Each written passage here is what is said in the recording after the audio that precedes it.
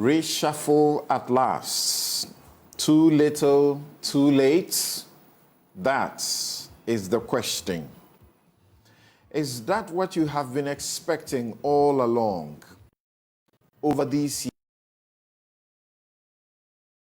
years, even in this IMF situation? But why appoint or bring on people who have campaigns to run? Questions being raised. The Anti-LGBTQ plus bill, is it seeking to reintroduce criminal libel? And should custodial sentence be the way to go? Afenyo marking champions in Parliament. Save Ghana football.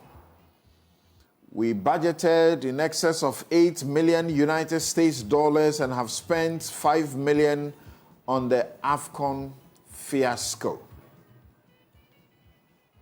Some explaining has to be done. I'm Samson Lardy Anyenini. We'll be right back to deal with the vexed matters. You're welcome back. This is Newsfile. It's your most authoritative news analysis platform. And here is Samson's take. GJA keep blacklisting journalist assaulters. It is unfortunate that survey upon survey and fact upon fact show that the security operators of this country are the worst offenders in violating the rights of journalists.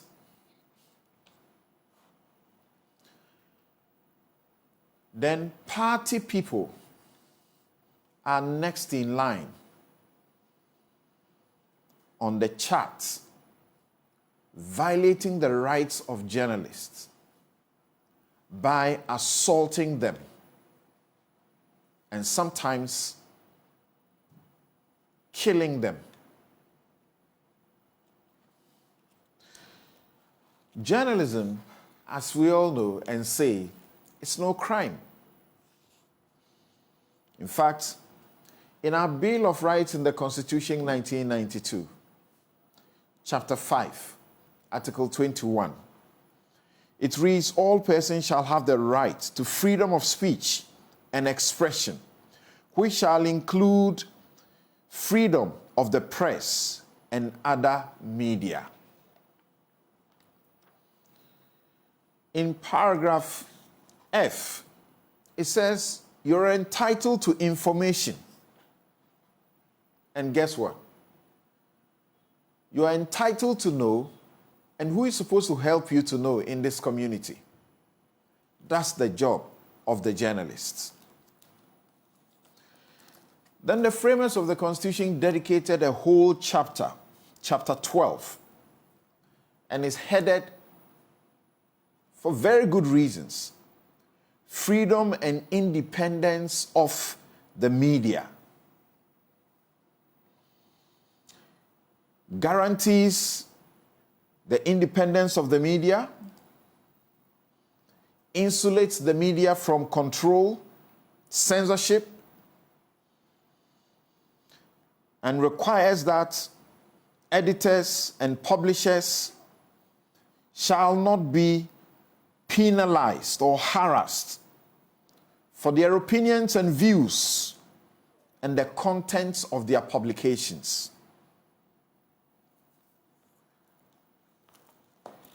Then it hands them an important job to do, that all agencies of the mass media shall, at all times, not some of the times, at all times be free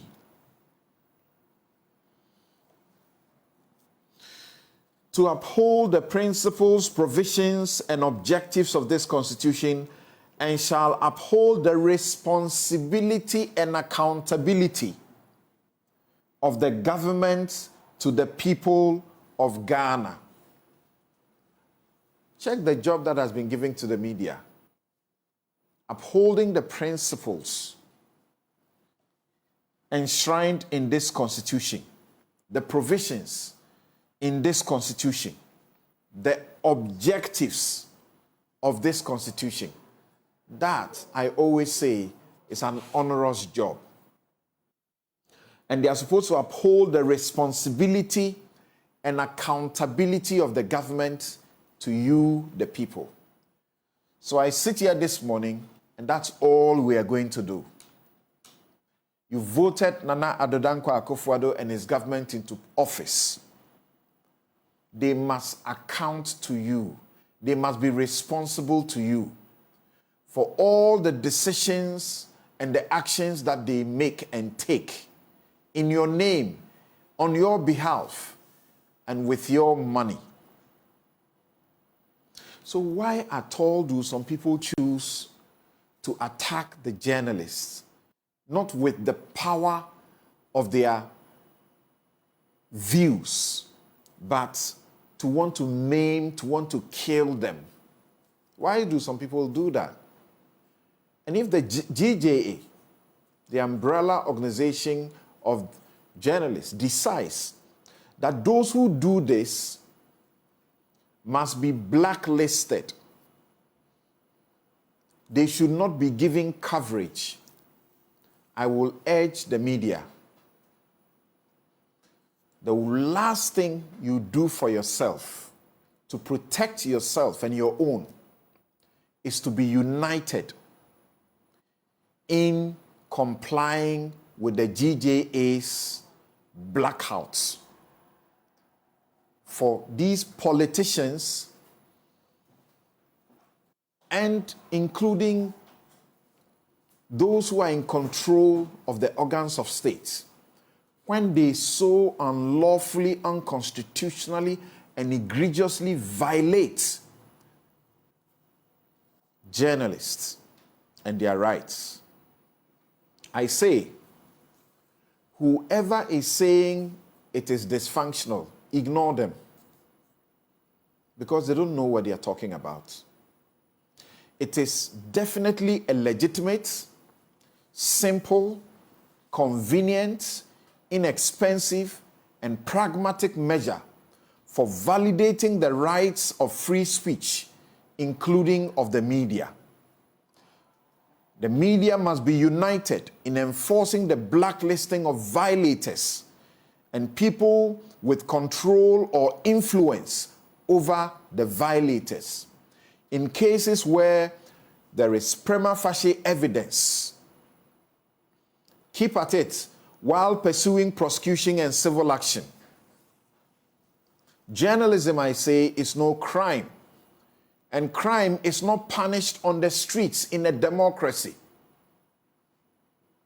Crime is not punished on the streets in a democracy. We need to protect journalists.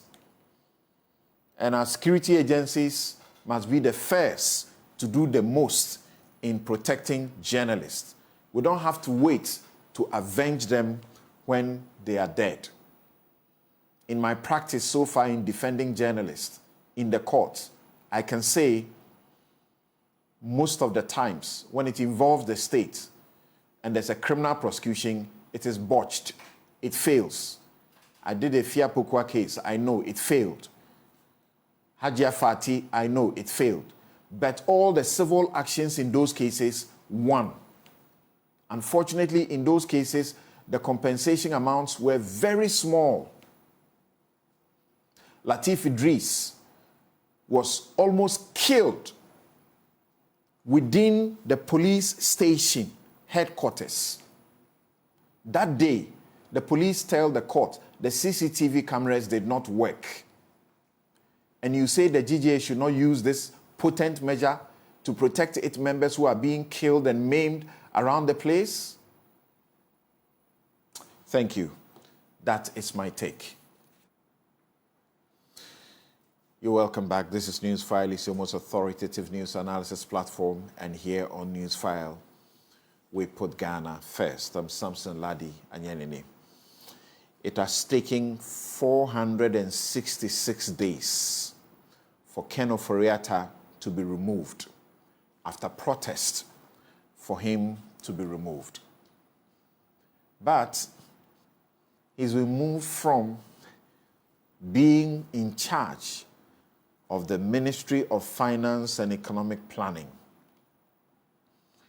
Some insist where he finds himself now, he may be even more powerful than the finance minister. Franklin Cudjoe, President and CEO of Imani Africa, says, according to news sources in the office of the president, Ken Ofori-Atta will serve as the president's special envoy on international investment and capital markets, meaning he will be in charge of negotiating most big deals. He is now bigger than the IMF. But this reshuffle, what does it bring? Does it meet your expectations? Particularly that it has not resulted in the downsizing of the government. The biggest government that we have ever seen, 126, started by Akufo-Addo and later cut to 86. Professor or Dr. John Osai-Kwapong says, there are two central questions emerging from this reshuffle. Why now? And what difference will it make?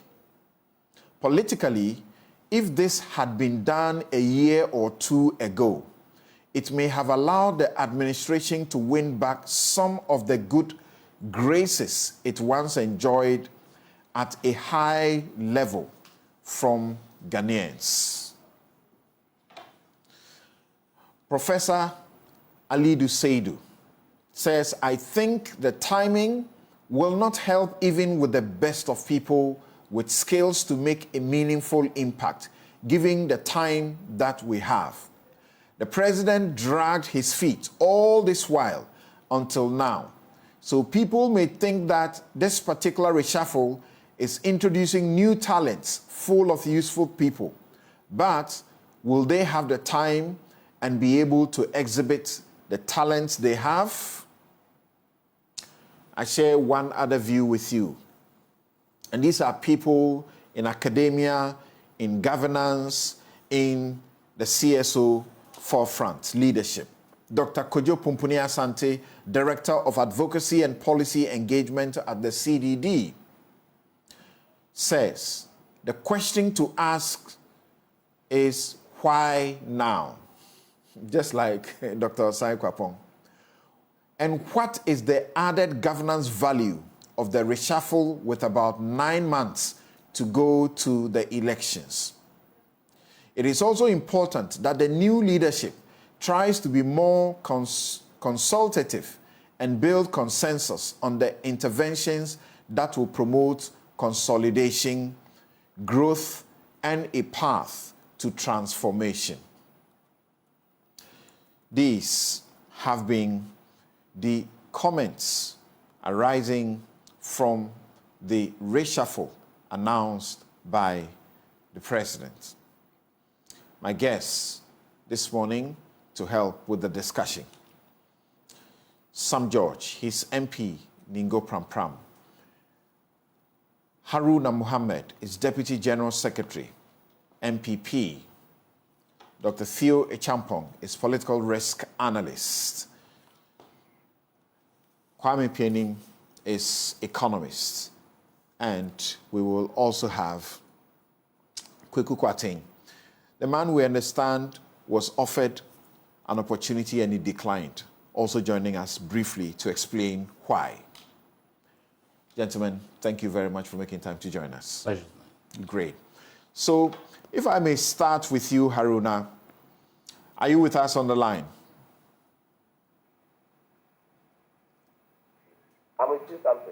Great.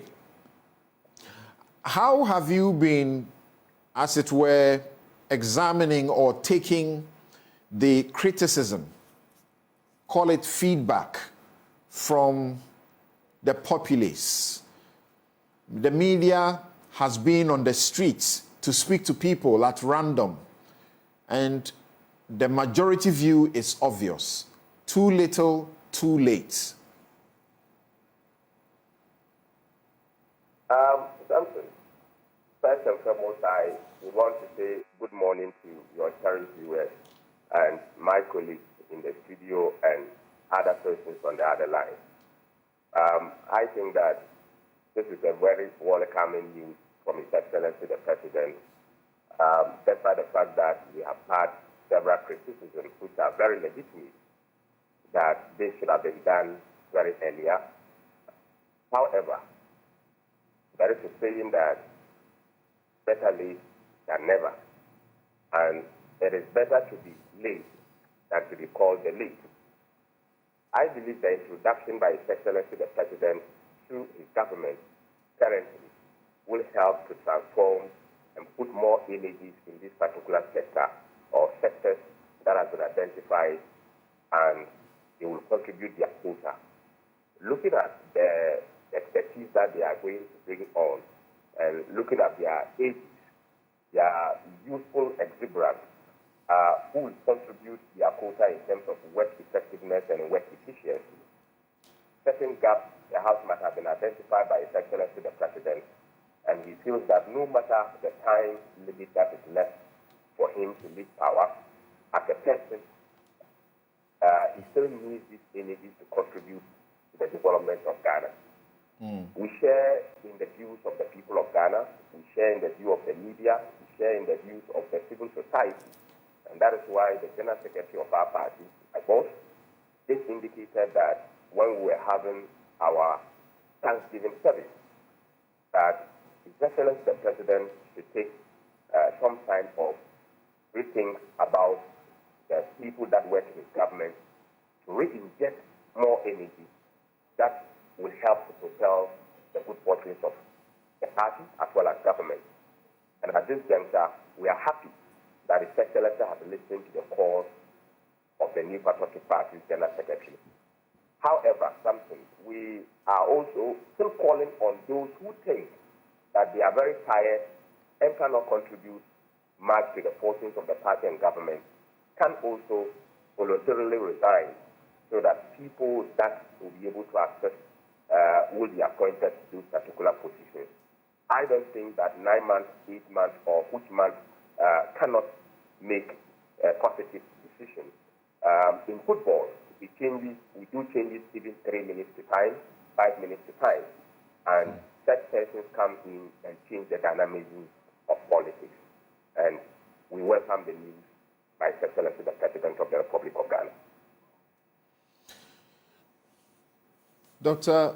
Mahmoud Bawumia has promised that if he's given the opportunity to be president, he will cut the number to 50 ministers and deputy ministers in total.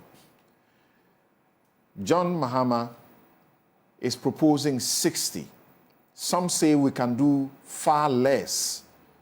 We can actually do, according to Che Mensa Bonsu, a lot less. Some say we can do with 20. Is this not the time the president should have listened to the cries of Ghanaians? And if you say media, media simply mirrors, reflects the society. Is it not the time to do that? What's the value of the reshuffle if it does not lead to a downsizing of the government in a country in austerity? Samson, this is a valid call. However, every leader and the way, manner, or the factor in which he wants to handle or solve his problem. His Excellency the Vice President, should he become President of the Republic of Ghana, has professed a solution of 50 ministers. The current sitting president, considering the issues that are before him and the kind of solutions that he needs, he thinks, based on his leadership qualities, needs this number of ministers to be able to run the administration. We can't obviously fault him for his own decisions, but we can question how these things are done, and that is why we are in a democracy. But if you look at the solutions that the Vice President professed, he looked at sector by sector and also indicated his contribution to these sectors. And by the time that he assumed the role as the President of the Republic of Ghana, certain ministries has to be merged, certain departments has to be merged, and for him to be able to have the 50 ministries. Let's remember, His Excellency the Vice President's role now is to assist, not to insist. And when he is given the opportunity by the Constitution of the Republic of Ghana, he will have the opportunity to insist. And when he has so, he will be able to make sure that tentatively he identifies which department or ministry can contribute to the vision that he has for the people of Ghana. Effectively, the Vice President's number of 50 is one of the biggest criticisms he can make of the current regime, despite the fact that when the president appointed 126, you defended it. He's hanging at 86, you are defending it. This criticism ought to tell you that you are not listening to the people. Samson, I don't think it's a criticism. When you offer solutions different from somebody's solution, doesn't necessarily mean that you are criticizing the person. You don't change what is good. You are looking at it from a different point of view. Samson, remember, when you are at a far distance and somebody is also closer to a certain object, and you are all giving solutions to that object, it depends upon where you stand. Perhaps where you are standing will give you a different direction as to how you are going to solve it. At this particular instance, the Vice President says that considering the impact of the economy, considering the governance structure, considering the opportunity that will be given him in 2025, he needs 50 numbers of ministers to be able to work through. Ghana's population would be increasing. It will not be decreasing, correct? Sure, it will be increasing. The problems that you say Akufo-Addo is, bedeviled with in terms of governance will not have vanished. The problems that the president used to justify 126 have not left us. They have, if anything at all, worsened. And yet he's working with 86. So how do you continue this justification in the face of what the demand of the overwhelming people of Ghanaians is? I think that, yes, I agree that the population of the people of Ghana will increase, considering the impact and what the Excellency the President wants to achieve. Remember, Akufo-Addo is a leader on his own. Bawumia will be a leader on his own. He is saying that considering what I'll be taking over, remember, he's part of this particular administration. He knows the number of things that are being done to change the fortunes of the people of Ghana and the living standard. So he is saying that at the time that he will be taking over as President of the Republic, the Ghanaian people give him the opportunity. He will need less a number of ministers to do so. And we have all, as Ghanaians, have profiled a number of mergers. If they are merged, it will be able to be done. And definitely, if he comes into office, it is not just that it is only the ministers that will be working. There are technocrats in several departments. All these departments that are established and the ministers are working. There will be different work schedules that will be given to people that will be working through to make sure that we have work efficiency and work effectiveness. So, as leaders on their own, they are also proposing solutions to this particular problem. And I don't think that it is a criticism. It is a divine intervention by way of a victim of a leader who thinks that this is the way I want to go about it. But as a leader in Akufo-Addo, he thinks that he wants to have this number of ministers. Samson, you are a lawyer. There has not been any cap in the number of ministers to be appointed. And that has been something that is also affecting the way manner presidents come and they increase the number of ministers. Despite the fact that it is stated that majority of the ministers should come from parliament, but there is no any indication of any limitation. And that is sometimes one of the causes of which the numbers go up. We are very happy that now that leaders that are coming out to be elected as president are giving us scientific numbers that can be measured against their leadership when they are given the opportunity. So I would well march on the next leaders that we are going to look out for. This will be solving the problems of the people of Ghana questioning the leadership currently. So I'm happy, and I know you are also happy, that considering the calling of the people of Ghana to limit the number or reduce the number, leadership has already taken those steps.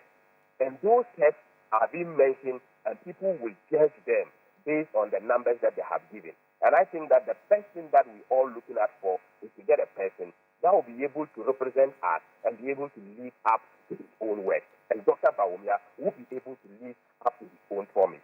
Okay, thank you. But to mention me and suggest that I'll be happy, it's going to be very difficult. I'll be happy if what the majority leader, through his own group that he has set up, committee that he has set up to lead to constitution review,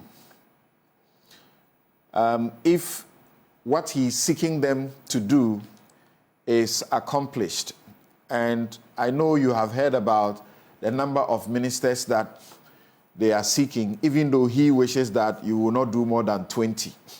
Yes, the NDC held a press conference and joined the many criticisms from governance bodies and CSOs about this reshuffle. We have been asking for a reshuffle for all this while, and eventually the president does it. And then we say no value. Why do we do that? Samson, good morning, and good morning to our viewers. It's painful listening to the attempt by my good brother Haruna to rationalize the irrational or unrationable. I mean, you look at when the call, and the 466 days, I believe, is from when the members of parliament started asking for Ken to be taken out. The call for Ken to be taken out preceded even the members of parliament on the MPP side. So it's been longer than 466 days. The president clearly doesn't listen to Ghanaians, clearly doesn't understand what the pulse of the nation is, has lost a connection with the country. Because if we were to take the information put out by Franklin Kudjo for its value, it then supposes that the president has not done what Ghanaians wanted. Ghanaians wanted Ken Ofori-Atta out of government. He's actually been promoted and given more or less a supervisory role over the finance ministry. Because in his role to do negotiations and become basically the president's ambassador on financial matters, the finance minister works under him. Because the overarching desire of the president when it comes to the finances of our country will be run by that ambassador. So Ken has actually been promoted when we asked for him to be taken out of government. So clearly this shows you a president who is completely out of sync with the country. Again, it just shows you the dysfunction of this government and why December 7, 2024 must mark an end to this horrid chapter in our democratic journey by sending both Nana Addo Dankwa Akufo-Addo and Dr. Bawumia home, just so that we can bring an end to the horror show that we've been subjected to for the past 7 years and 2 months. Why do I say so? President Akufo-Addo outdoored Dr. Bawumia against the will of many stalwarts of the NPP on the basis of one thing, his economic prowess, and the fact that this was someone he trusted to be able to effect and govern with him the changes that they promised Ghanaians. In fact, there are people in the NPP and many democratic watchers who ascribe the 2016 victory of the NPP to Dr. Bawumia. In fact, the NPP as a political party has acknowledged that Dr. Bawumia's effect and role in governance, in policy issues, his lectures, his credibility, the way he was sold to Ghanaians, was a key factor why Ghanaians believed that Nana Addo should be given a chance, not because of Nana Addo, but because they believed that Nana Addo was going to benefit from what Dr. Bawumia brought to the table. Now, if Dr. Bawumia, in his great speech, dubbed the next chapter, says that, in his opinion, the way to govern this country and govern it effectively is with 50 ministers. First and foremost, it raises a credibility question on Dr. Bawumia because he's part of a government and we have not heard him speak. Well, I haven't. I don't know if you have, Samson, but I have not heard Dr. Bawumia speak openly to condemn the 126 or distance himself from the decision to have 126 ministers in the first term of their government. Or whether he did same with 86. I have absolutely no evidence that suggests that Dr. Bawumia even remotely suggested his discomfort at it. In fact, in the 86, you have people who have ascribed their appointments to Dr. Bawumia, relationship with Dr. Bawumia. And the word on the street is my very good friend and big brother, Amin Anta, has been made Minister for Finance because he's Bawumia's right-hand man who needs to work on a transition for them.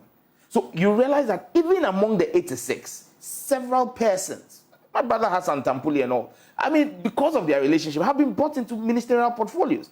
So he now telling us 50 will work the magic raises a question of even a credibility deficit on his part. But then even a bigger credibility deficit is the man who came to government or was voted for by Ghanaians because Ghanaians believed he would rely on Bawumia's advice. We are now being told by Haruna that Bawumia cannot insist, he can only assist.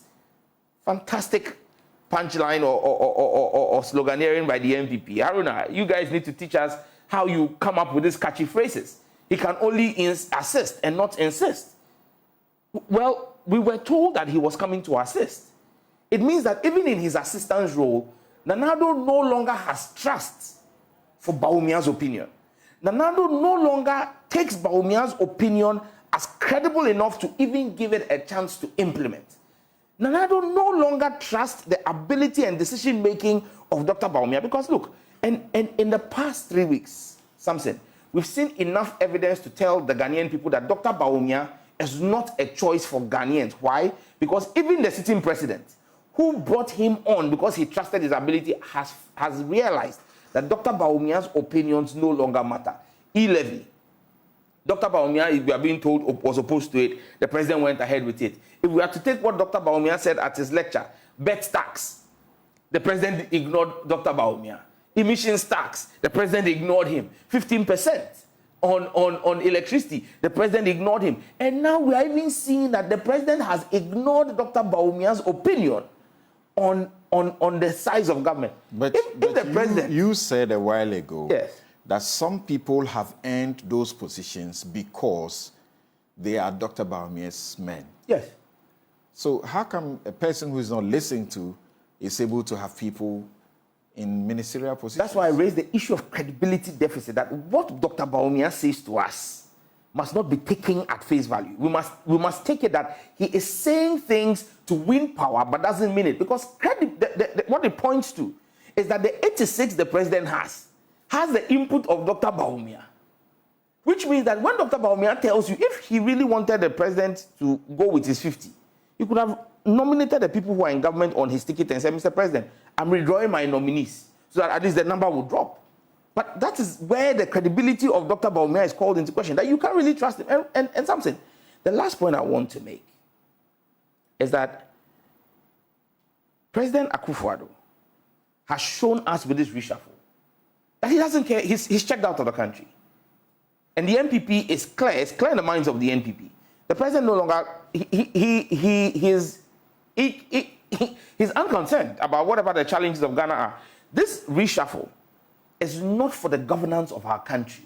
For the next 10 months, the president is telling us that, look, the country is going to be on autopilot. It is for the political survival of the NPP. He's picked people who have lost elections. Some of these are ministers who, and look, Samson, you understand this democratic process. When a minister is appointed to an office, even if you are a subject area expert, it takes you at least 6 months to settle in and understand the bureaucracy and get a grasp of it. At least, no matter how good you are, it takes you 6 months to get a grasp of it. Now, some of these ministers have done this. They came in at the beginning of 2021. They've now settled in and begun. They're going to lose an election. They've lost their internal primaries. The president does a wholesale sweep of everybody who's lost the primaries, meaning those people have no political consequence to the NPP as a party. They can't bring any parliamentary seats to the table. And then what does he do? He brings in new people, many of whom are not subject area specialists, with the exception of maybe Dr. Okoboy, who is a doctor going into the health ministry. Show me all the other appointees. Maybe Amin Anta, who again is a finance person and has been at the ministry, as a minister of state. The rest of them, none of them is a subject area expert. So first and foremost, you have people who are now going to, even if you use the 6 months, they have not been appointed they've not been approved yet. Parliament is now going to approve them. Even if we approve them before we rise at the end of March, take 6 months from that takes you to September. What are they going to do in that ministry, knowing that very well the campaign cycle is starting in August? So basically, the president is telling Ghanaians, as for your governance, I don't care about it. What I care about is getting people who are parliamentary candidates in my party into government, and this is why corruption begins to be an issue. Because the whole idea is to bring them into office, to give them an opportunity to be able to use the largesse of executive office to go and execute a partisan parliamentary ambition. The president's whole thinking is about the election. He's checked out when it comes to the governance of this country, and they kept Ken in office long enough to victimize the parliamentarians who went after him. And I can give you a list of them. Anyaso Utum, Honorable Dr. Dixon, kicked out. Eves, Naughty. And these are people who called for Ken out and people who supported Alan when Alan was running in the race against Bawumia. He was not a man who led the campaign for Ken out. Has won. He's back. Do you know what he went through? Has he told you his struggles? But he's won. That's the point. He was the only one who managed to survive. But the lead spokesperson was a casualty. Eugene Subin. Eugene was kicked out. Everyone who led, with the exception of Asante Achem, I forgot his name. Andy Apiakubi. With the exception of Andy Apiakubi, show me one of the lead spokespersons for Ken out and those who supported Alan who survived. Every single one. So Ken was left there to go. Ken was involved. My ranking member. Sylvester Tete. My own cousin. Alan. My own cousin, yes. And as soon as Alan withdrew, he went on all fours, begging Bawumia, and became a Bawumia person. He switched campaign to the Bawumia campaign. And even with that one, go and ask him, my cousin, go and ask him how he suffered. Dr. Theo Champong, let's see the perspectives you bring here. But can we start on this note? Those who say that the president is bringing in people who are now getting the opportunity to become MPs and so on, and that it does not help because they are going to be busy in their constituencies, because we know that the campaign for 2024 has already started. Yeah, very, very well so, and good morning. The campaign has started, and it begins to get into a crescendo starting July of this year, and then the latter part of the year, you even struggle to get a meeting with some of them. If you want to meet them, you have to go to the village and the constituency grounds to have such, meetings. But I think there are two maybe fundamental premise that I also want to sort of start with. The first premise really being that, in my view, the government has squandered quite a lot of the goodwill that it had or has had. And number two, as Haruna was speaking, and this is a point I noted down earlier myself, that there were certain gaps in governance and certain gaps in the running of this country that a number of us and others had identified as far back as 2022. So that's something you recall. I was among the first on this same platform to actually call for operator's sack. Right. As far back July of 2022. You called, you repeated, you got tired. Right. I even got into a bit of trouble, for that. Subsequent to that, there have been other calls from the likes of Kojum Pieni. I recall also July, August, same time of 2022. I recall Atachia himself earlier this year also spoke asking him to resign. And even the party itself, the parliamentary caucus, did same, although nothing, came out of that. So if you take these two premises and then you scrap another, for me, it comes down to the point that I think it is too little, too late, rightfully as you capture in the title, and the graphic that you put out. I don't think that the timing helps the party particularly, and it wouldn't make much of a difference on the economic front and some of the social issues that we've been, discussing ad nauseum here over the last few months. Number one, I think that the ministers and many of them being MPs and of course having been elected, in some of them, their constituencies themselves, they are not even sure whether they will win in the main election. So a lot of them are there or would be there as ministers, but with also one eye towards trying to keep or retain their parliamentary seats. So in that sense, you have a bit of a divided attention in terms of putting your full effort and commitment to the work at hand. So your view is that from this angle, the national interest will not be served? I think if you look at the national interest in terms of where we are, so basically the economy, inflation, bringing cost of goods and services down, sustaining the currency, some of the reforms that we've been talking about. I mean, if we've not been able to do it in the last 7 years, what will 10 months do? One. Number two, if the people that you're putting in there are also going to be fighting another cause, which for many of them is even more existential to their survival as politicians, right? Then it's even going to take some attention away from that sort of, nationalist cause.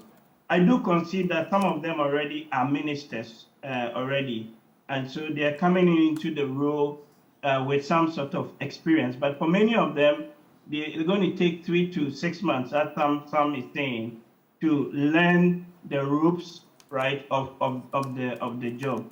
Particularly for the finance ministry role, which is headed by my good friend Dr. Amin. I think the immediate priority for him has to be how we conclude the external debt restructuring. So that's the biggest bottleneck currently to whether or not we unlock more IMF funding and also get more fiscal space that we need. So there's about $13 billion worth of Eurobonds that we need to restructure. The official creditor committee on the bilateral debt side, needs to give more or less their blessing, right, to any deal that we agree with the commercial creditors. And originally, the government says or had indicated that they are looking to conclude this external commercial debt restructuring by March of this year.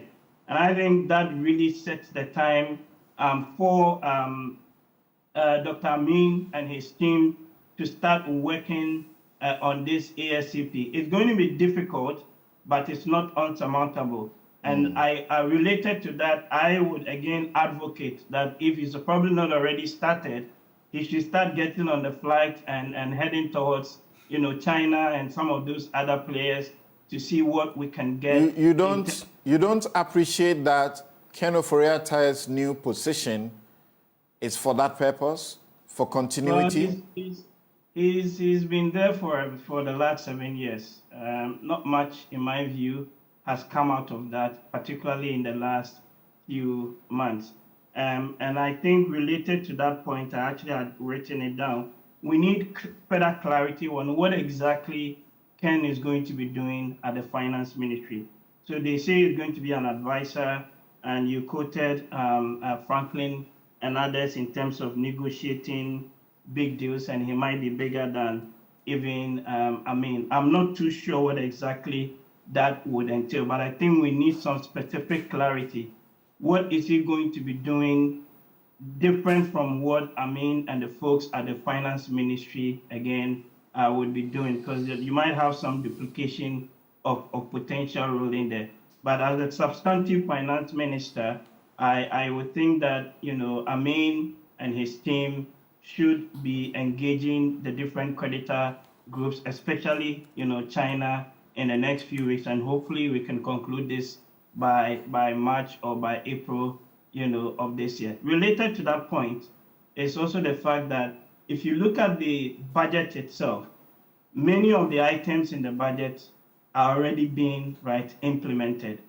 So as finance minister, it's a bit difficult to actually see how much scope or room he can actually influence the decision-making process in the next few months.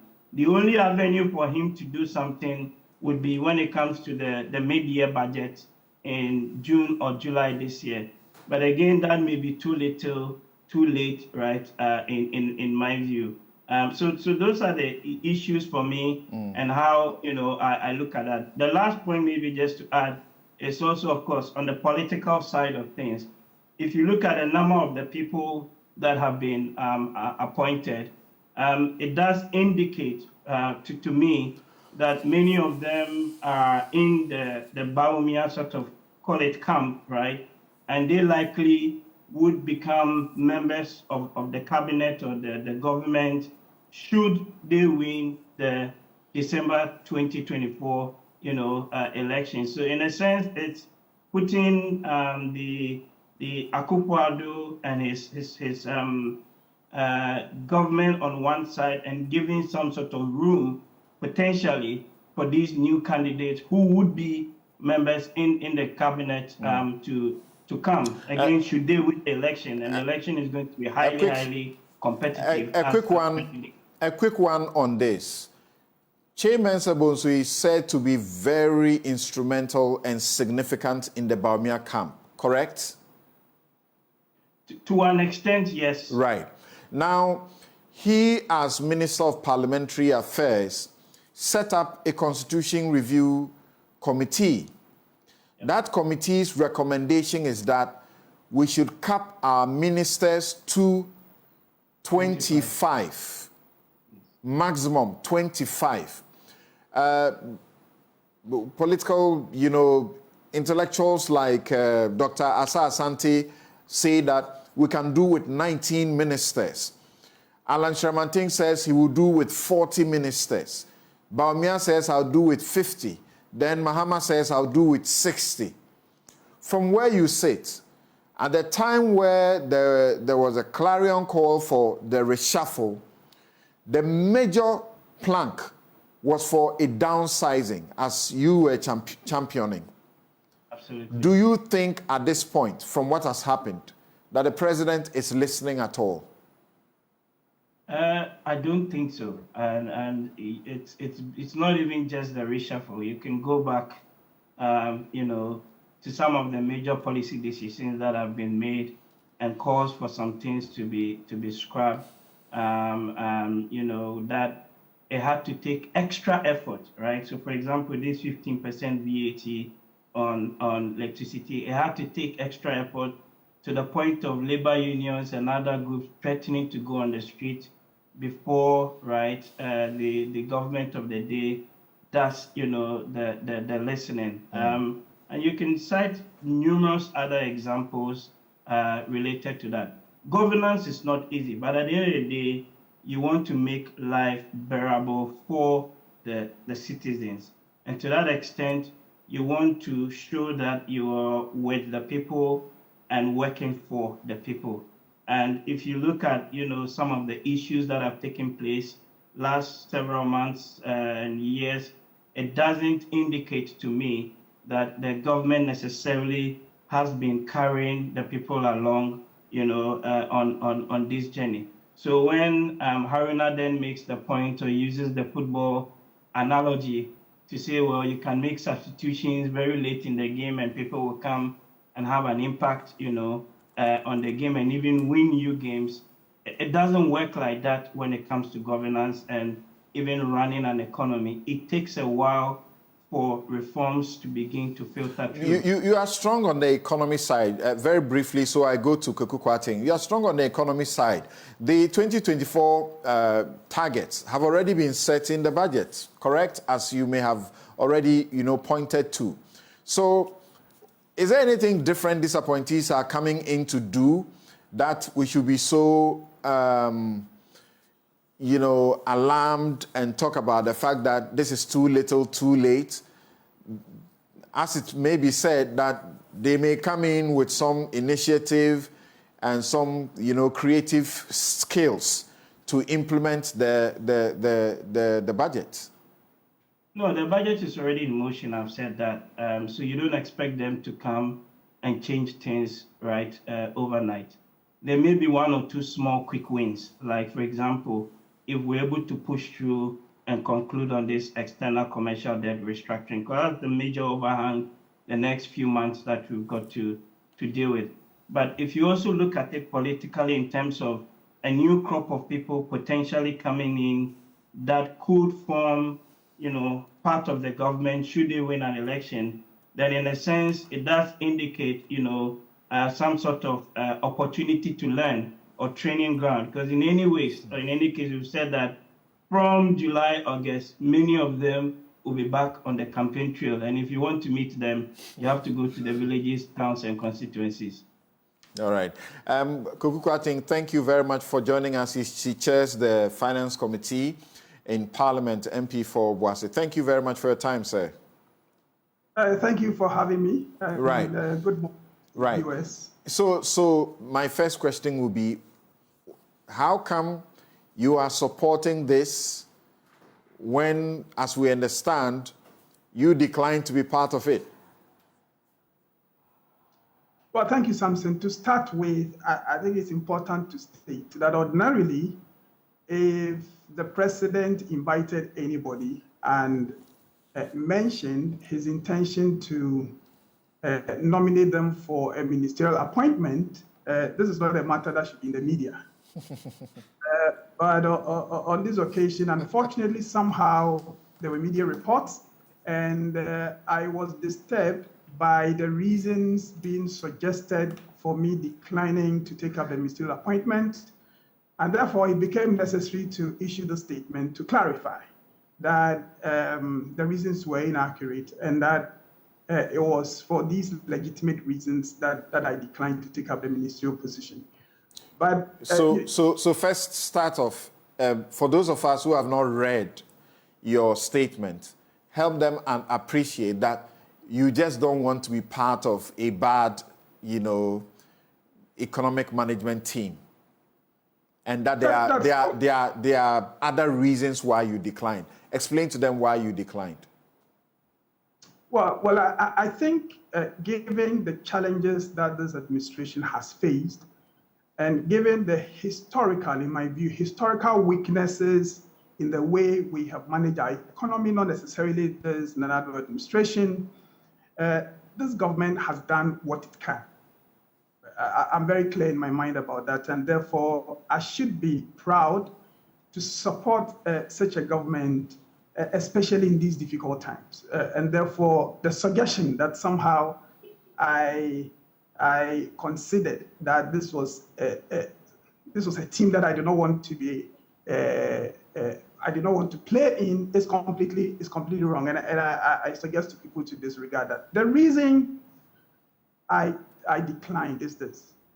First, they come in twofold. The first is that, you know, Parliament plays a critical role in the work of government. It was not for nothing that in 2021, when the NPP side in Parliament became depleted of all the people who had competence in finance and economy, the president, the majority leader, and the then finance minister all spoke with me and suggested that I leave the executive to go and support the work of government in Parliament. And over the period, I have done a lot. I'm proud of some of the things that we have been able to achieve because I'm in Parliament. And therefore, I have no regrets for being moved from the ministry to Parliament. And I considered that it is work that I must complete in Parliament, at least to the end of this Parliament's life. And therefore, being moved to the executive at this time would be suboptimal. And that is why it was the first reason I declined. The second reason... In Parliament, you literally don't have the power of the purse as an individual to be able to effect some of the changes that you would want to, or the... Yes, but as a minister, you then have the opportunity to determine certain directions in the implementation of the government's agenda. So this is a lost opportunity. You could do better. Not necessarily, Samson. Look, especially for this particular finance committee, remember that we are 25, 12 of us, 12 from the minority side, 12 from the majority side, and I chair. So my vote is extremely important for this particular finance committee. The second is that sometimes it's so you do both. Most of you are doing both, isn't it? You do both. You are minister, you are in Parliament anyway. Well, if you're a minister, you are unable to serve as the chairman for a committee. Okay. So the point I'm making is that I am playing a role that I consider to be in the national interest. I'm playing a critical role in Parliament, and sometimes it is not just your vote. It's also your ability to understand these finance issues and to convince your colleagues why one referral will have to be approved as it is, or that we should prevail on the minister to change certain things in the referral. So the long and short, the point I'm making is that there is a critical role I'm playing, and I didn't consider that being moved to the executive was optimal at this point. But the second point, and perhaps the more important point, is that, you know, the external global environment has, in my view, imposed new challenges on us as a people, in respect especially of the economy. Now, that together with the fact that, in my view, there's a deficit of confidence within the population towards Ghanaians. I hear too many Ghanaians expressing concerns that the political class is no longer working for them and that we are out for ourselves. I am one of those who believe that these are matters that the NPP going forward, especially formulating our manifesto, must respond to frontally. The deficit in political confidence in the political class, but also the new challenges imposed by a hostile economic global environment are all things that should call for new ways of doing things. These are discussions I would be happy to participate in as NPP formulate strategies going forward. I consider that I'm in a better position to do that as a non-ministerial member of Parliament than to be a minister and to try and do this. So, in short, for these two reasons, Right. I Let me get your brief view on this, because you came to the fore in Kufuor's regime. What Kufuor did, President Kufuor is doing completely the opposite. In his final year, he asked all appointees seeking elections or re-election to leave his government, and he replaced them with people who could work without the distraction of campaigns. Nana Addo has done the opposite. And we have just been told that you need at least about 6 months to settle in. We understand, as it were, these appointments will be confirmed by Parliament, maybe, hopefully by close of March, before the Parliament rises. What time is there to do what work when these people are supposed to, get onto the field of campaign? Samson, I consider that there are pros and cons for each of the scenarios that you paint. Look, it is also the case that when an individual has no stake, really, in, say, the next political phase after the election, then their attitude to governance may well be, how do I look after myself? Because I'm exiting, I need to get my pensions. That is one way you could look at it. But it's also a legitimate point to say that, well, you're on your way out, and because you're not contesting elections, you have a lot more time. You would bring that to the benefit of the work you do. You could look at it either way. All right. I think you should leave it to the president. If on this occasion the president considers that those who have a stake going forward should lead the project, not just of the election, but also concluding this last year of this administration, I think we should allow the president to have his way. Thank you very much. Kwaku Kwarteng is MP for Boase West, and he chairs the Finance Committee in Parliament. We have Sami Obeng, who is the Parliamentary Network Africa leader. He says that Kwaku Kwarteng has been extremely useful at the Finance Committee. Many insiders in Parliament who know what I know working as head of a parliamentary monetary organization will tell you that but for Kwaku Kwarteng and his Finance Committee, a lot of things would have gone wrong through the Parliament route. Tax exemptions have been blocked.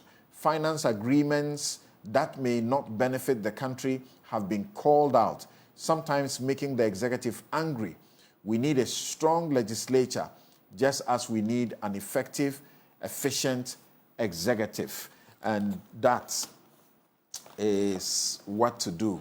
When we see people doing right, we should be bold to, publicly approve them. Sami Obeng, thank you very much for sending that one in. There's a little debate about whether those who have been reassigned will have to be, as it were, vetted again. Let me take just a minute or so from Sam George, and then we can close the chapter on this discussion. Maybe Haruna can share just, a minute of his view on that, and then we can end it there. What do you say, Roxanne Nelson Dafiamapo, your man on the Constitutional Legal Team? Well, fantastic point Roxanne makes, and it reiterates the point that I made that the president has checked out. You're seeing so many little gaffes in communication coming out of the presidency. It tells you that that house is a house in disorder, because the president in that statement is clear that these lists, and I think Schedule A, have had their appointments revoked. It's stated explicitly there. That's right. Now, once you say an appointment has been revoked, by function of the J.H. Mensah case, the revocation of an appointment means that that person can no longer hold themselves out as a minister of state. And in fact, the president doesn't just say it's been revoked. He said it's been revoked with immediate effect. So it then supposes that when he now goes to the next page. So this is the language. Yeah. And the communication issued from the Communication Directorate of the Jubilee House. Yes. On the 14th of February. Yes. It says President Akufo-Addo makes changes to the executive. A, this is the first group, exit from office. The President of the Republic, Nana Addo Dankwa Akufo-Addo, has relieved the following ministers and deputy ministers of their portfolios in government with immediate effect. And that's where you find the Finance Minister, Ambrose Derry, you find the Health Minister and others, Kojo Oppong-Nkrumah Communication, Asenso Boakye also reassigned, you find him there, and so on. You say, this is where the problem is. Once you say you've relieved them from office with immediate effect, it means you have revoked their appointment. And that is the function of the J.H. Mensah case. Because don't forget, when in that instance, the then majority leader said to them that, oh, this was a miscommunication. J.H. Mensah's argument was that in constitutional matters, there's nothing like miscommunication. And so once the president has relieved those ministers, they cannot hold themselves out as ministers in a reassigned position. The president has the power to reassign them. Don't get us wrong.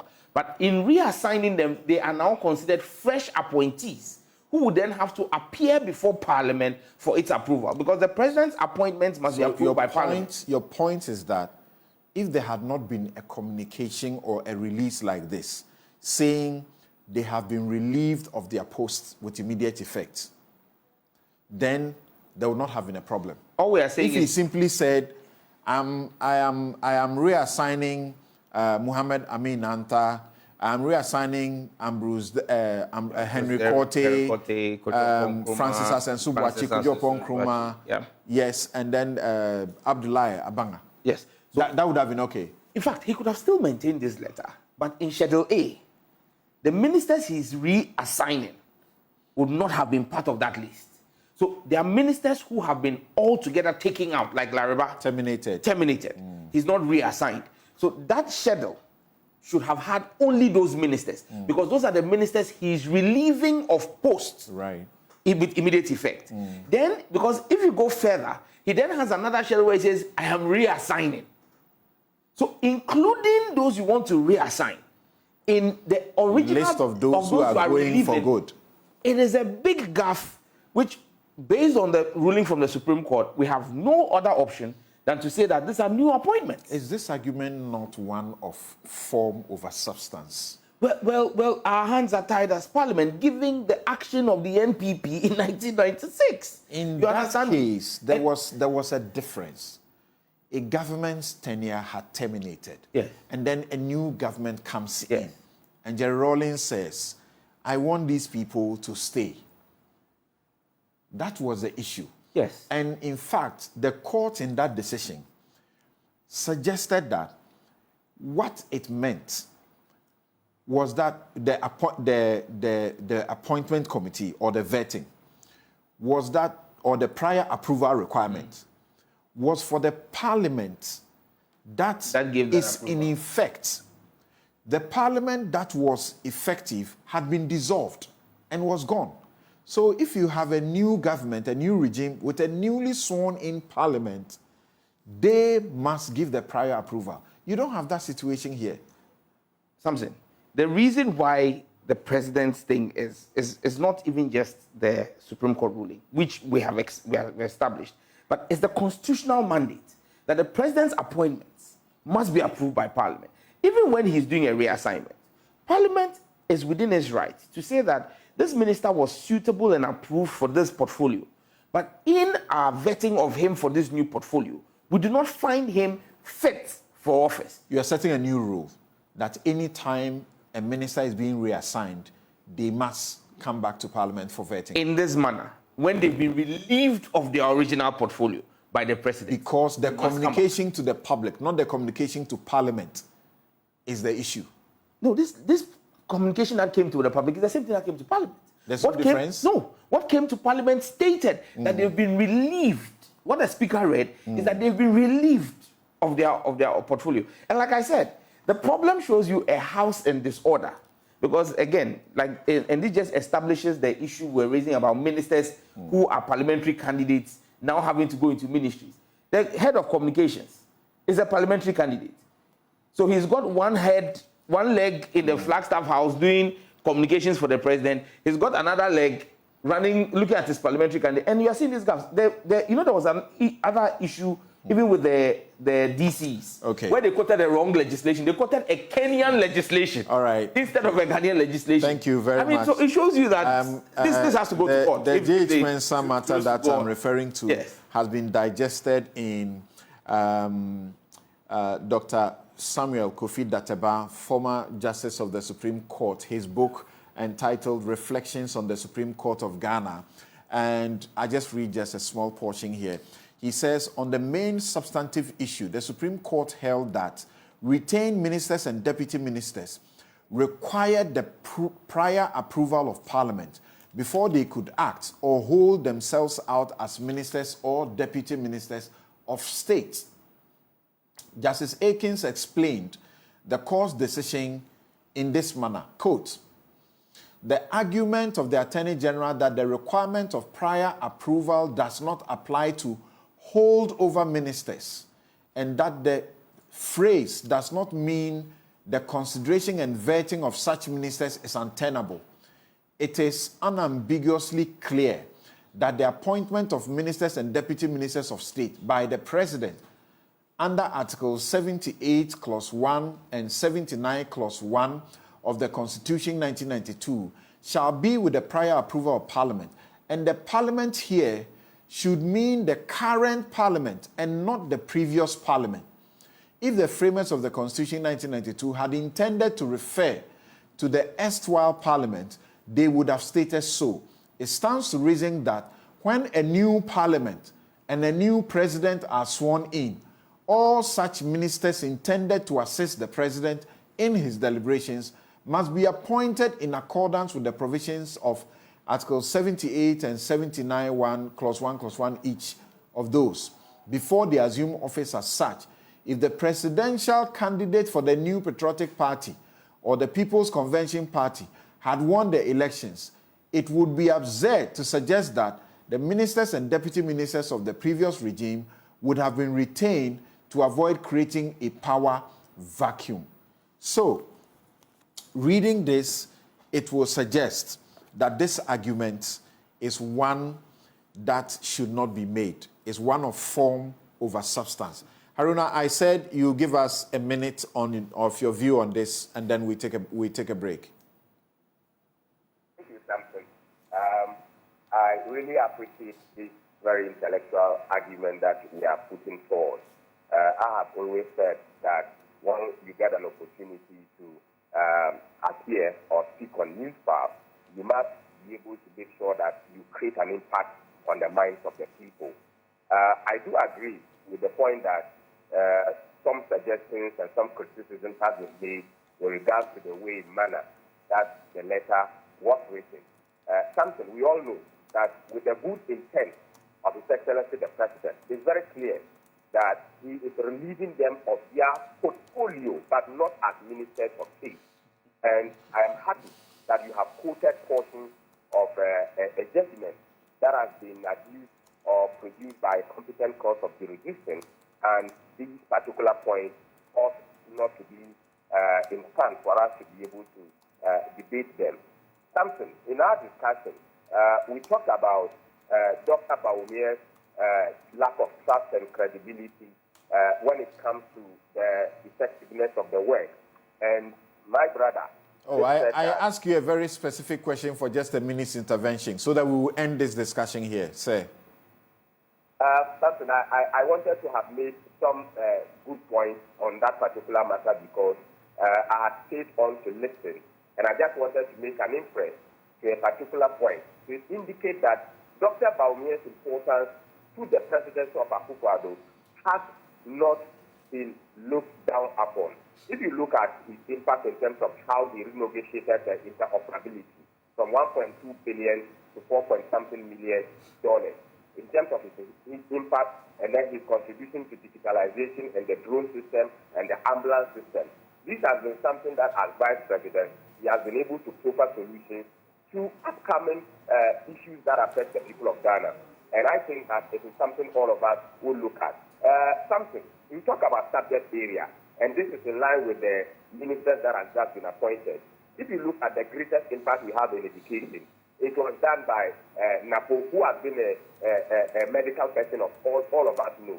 If you look at the impact of Osafu Mafu, he was an engineer by profession, but he had a very great impact in terms of finance in this country.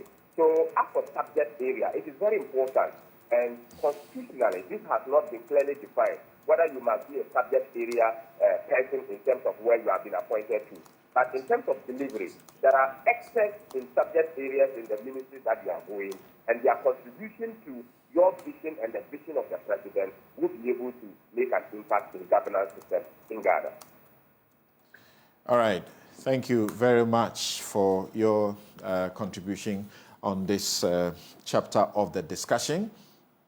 And we'll take a break here. And yes, somebody just said, is it a view I'm expressing? I just read what the G.H. Mensah case said, and it does appear clearly that what the minority is seeking to push is form over substance. That's all I said, because of the effectiveness of the parliament that needs to make the approval. This parliament is the one that has already approved these other people, and so that's just what it is. That would be your opinion as well. The court could determine that for all of us. Let me close a chapter with a paragraph from this book also on the doctrine of justiciability. And it says that for a case to be justiciable, the court must not be offering an advisory opinion in it. The plaintiff must have capacity and the issues must be ripe, but neither moot nor in violation of the political question doctrine. In this book, by the portion I've also read, this is dispensing justice in a society in flux, walking a legal tightrope. Dispensing justice in a society in flux, walking a legal tightrope. Justice Kwesi Nkrumah Eduama wrote this. Actually, it's just about to be launched on the 22nd. So it does appear that it's clearly a question of, form over substance. Yeah. We'll take a break here. Jail a person for his sexuality or her sexuality would not be the solution in maintaining our Ghanaian family values and ensuring proper human sexual rights. Mr. Speaker, in the list, such individuals who get into our jails become worse off. Mr. Speaker, as a law student, in my final year at Makola, upon visiting in Sawom with my colleagues, it became clear that inmates were being sodomized. It became clear that people were rather getting deeper into that habit and that behavioral aspect of our culture that we dislike. I dare say, Mr. Speaker, that will be retrogressive should we insist as a House on a third reading with these incarceration provisions in the bill. Well, quite surprisingly, the sponsors of the bill were not opposed to this. They actually lent their support to this motion. We first heard from the minority chief whip, Gavin Kwame Agboja, who raised some issues with the points that had been canvassed by the deputy majority leader. My colleague, yes. In fact, there's no argument against the second consideration stage. However, Mr. Speaker, I must say my colleague is abusing Order 171 because, Mr. Speaker, the last time he took to the floor for almost 1 hour and made the same argument, and then we ended up voting.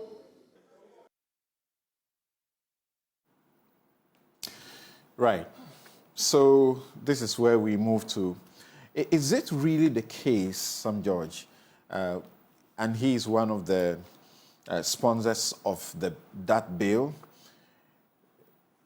It's a bill that many Ghanaians have had issues with. Proper human sexual rights and Ghanaian family values bill. And I just want to get to the end of it and also indicate the sponsors. Okay, I'm losing that. I'll get back to it.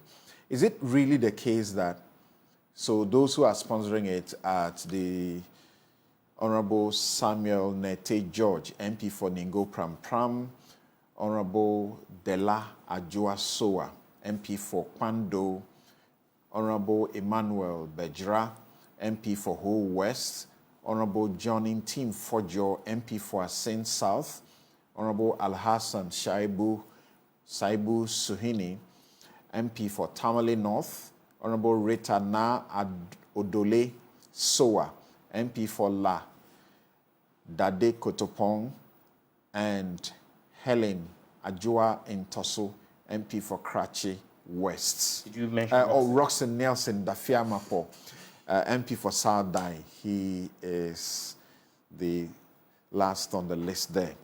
Is it really the case that this bill would have passed this week, but for the Afenyomakin's motion that arrested the process?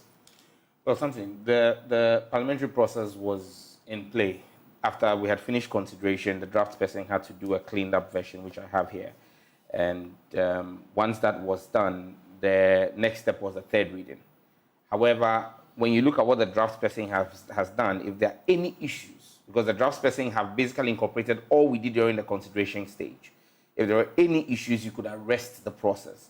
And so we as sponsors had indicated to the Speaker, and I have the order paper addendum 2 here, which is for Thursday, 15 February 2024. And you can look through, you see the amendments by Honorable Afenyo Market, but if you scroll through, you also see amendments by myself, yes. Samuel Nate George. Okay. I had a number of amendments that I had also indicated to the Speaker on the addendum 2 paper that we're going to be filing. Because, for example, meaning it was not the fact that Afenyo stepped in, no, that you would have stepped in anyway. Without Afenyo, we would have stepped in. And that's why when he moved his motion, we had a sponsor of the bill, Honorable Emmanuel Kwesi Bejra, second the motion. Because we as sponsors had critical things we needed to deal with. For example, we had deleted proper and Ghanaian from the title of the bill. That's right. And so the bill is now Human Sexual Rights and Family Values Bill. However, when you go through what the draft persons had submitted, clause 3, prohibition against subverting Ghanaian family values. So Ghanaian still repeats itself. So you see there are places, human sexual rights and Ghanaian family values in clause 2. And this is in respect of the advice by the Attorney General, absolutely, right? That every bill that becomes law passed by the Parliament of Ghana is Ghanaian. So there is no, it's superfluous to have Ghanaian in the title, which we agreed to. So there are all of these little cleanups we wanted to do. For example, I think that even one of the punishments for persons who broadcast, or in fact it is the prohibition of propaganda of, promotion of, and advocacy for activities. Which section is this? This is 10. Section 10, okay, yes. Go ahead. And this is of the cleaned up. I don't know if you are looking at the old one. All right. But I think in the old one it will be 12. All right. But in this one it's 10. Prohibition of propaganda of, promotion of, and advocacy for activities prohibited under this act. If you look at 10(1)(b. Yes, it's in 12 in it's the in old 12 one. In the old one. It says imprisonment of not less than 5 years and not more than 10 years. But I had moved a motion on the floor, which was approved by the House, an amendment, which was approved by the House, to drop this from 5 years minimum to 10 years maximum to 3 years minimum, 5 years maximum. But that has not reflected in this final. So those are some of the things we were arresting the third reading from going ahead to just clean up this. The Honorable Bernard Ahiafo, ranking member, had something on unincorporated bodies and the directors, the liability for them. that if it is established that a director had no knowledge of the activity of the platform, you didn't have to necessarily place that person in a position to bear liability. And this is in conformity with the Companies Act. So we just had a few of these cleanups. Then Afenyo, the Honorable Afenyo Markin, my very good friend and big brother, Deputy Majority Leader, came in with his amendments as well. Okay. I mean, these amendments he had at this earlier. third reading, yes, it is open to all members of parliament that if you had some input to make, you could bring it in at the third reading. No, the third reading is actually procedural. If the speaker had completed with his statement and asked all those in favor to say aye, once that was done, that is it. So that's why we had to arrest the third reading and do a second consideration, because all your inputs are supposed to be done at the consideration stage. But the standing orders allow that after consideration, when the cleaned up version is brought, people may still have a few issues. You can arrest the third reading and go back for a second consideration. That's right. So Afenyo's motion was to ask the speaker to admit a second consideration of the bill. Right. Now, if you read our standing orders, I think it is order 171, 171, 1. It says that you need to arrest it and then have a second consideration. Now, in 1714, you need to explain to the speaker, are you asking for a second consideration of the entire bill Or portions of the bill? So those were the debates we had and said, look, there are specific amendments, so it can't be to the entire bill. So it is to the specific amendments. And then we went into that, and Afenyo was asked to then start moving his amendments. He moved the first one. And basically, if you read his amendments, about 13 of them, quite a number of them are the same. Basically, asking for all custodial sentences to be replaced by community service. I have taken my time to read his amendments. We did the first one to clause 4. He espoused sound reasons why he thinks that we should do that.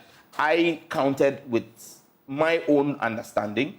The House was asked to take a vote, and the House sided with my logic and reasoning. And so we proceeded along that line. And I believe that it will replicate itself with all the other instances. Some of his amendments, again, and with the greatest of respect to my senior and very learned honorable member, when he goes about to discuss what he means by counseling and communal sentence and counseling, and goes on to have a counseling program. He must have set his mind to the fact that this is a private member's bill. Because when you set up a counseling program in the manner in which he is setting it up, okay, where it must be administered by the Attorney General's office, and then he goes on to list people who will form the counseling panel. Who's going to pay for this? This will definitely attract costs to the consolidated fund.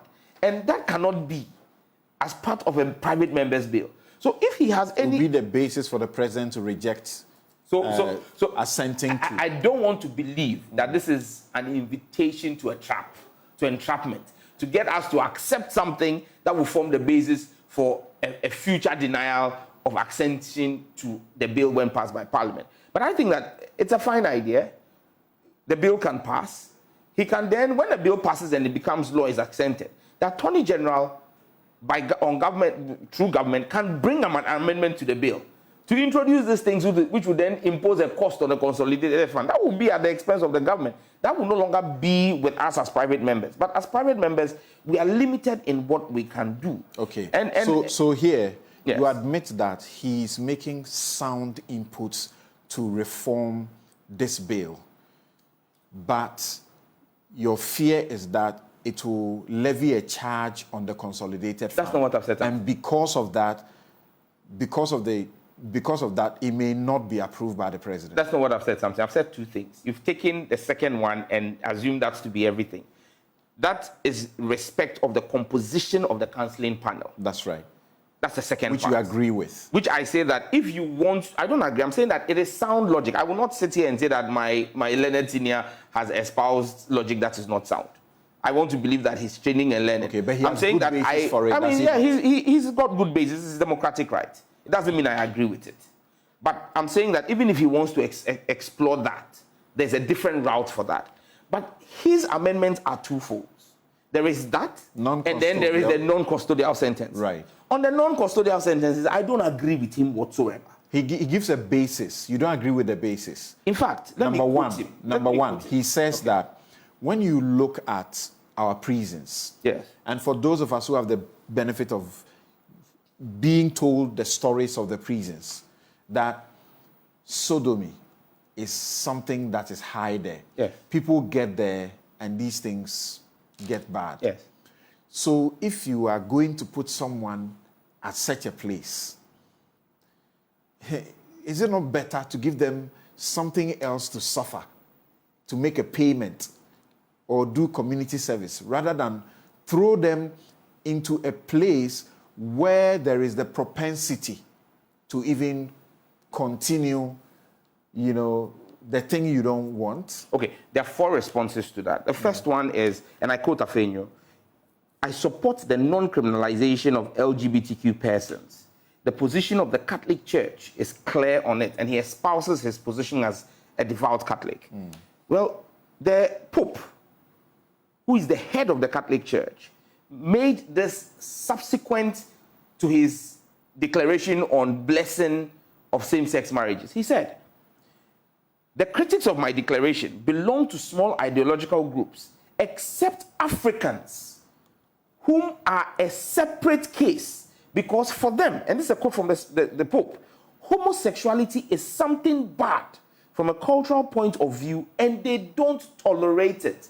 And so even the Pope has respected African cultural values in respect of his directive of blessing of same-sex marriages. So again, and it's clear, yes, that the Catholic Bishop conferences Africa-wide have said they will not total rejection. Absolutely. Okay. And that's why I'm establishing that, one, I mean, you cannot approbate and reprobate. You can't claim to be a devout Catholic and take a position counter to what the Catholic Church is taking on the position of what this is.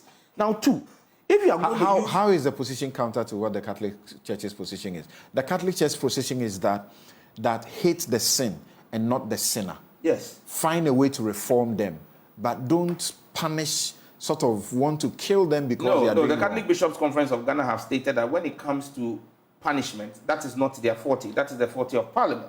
It is for Parliament to take a decision on that, and that is what Parliament is doing. They have not said to us that don't enact a law. They, as clergymen, deal with morality and deal with the person. They said they hate the sin, not the sinner. We don't hate the person. We are offended by our laws, are being offended by the act. And that's why we're not criminalizing the person, we are criminalizing the act.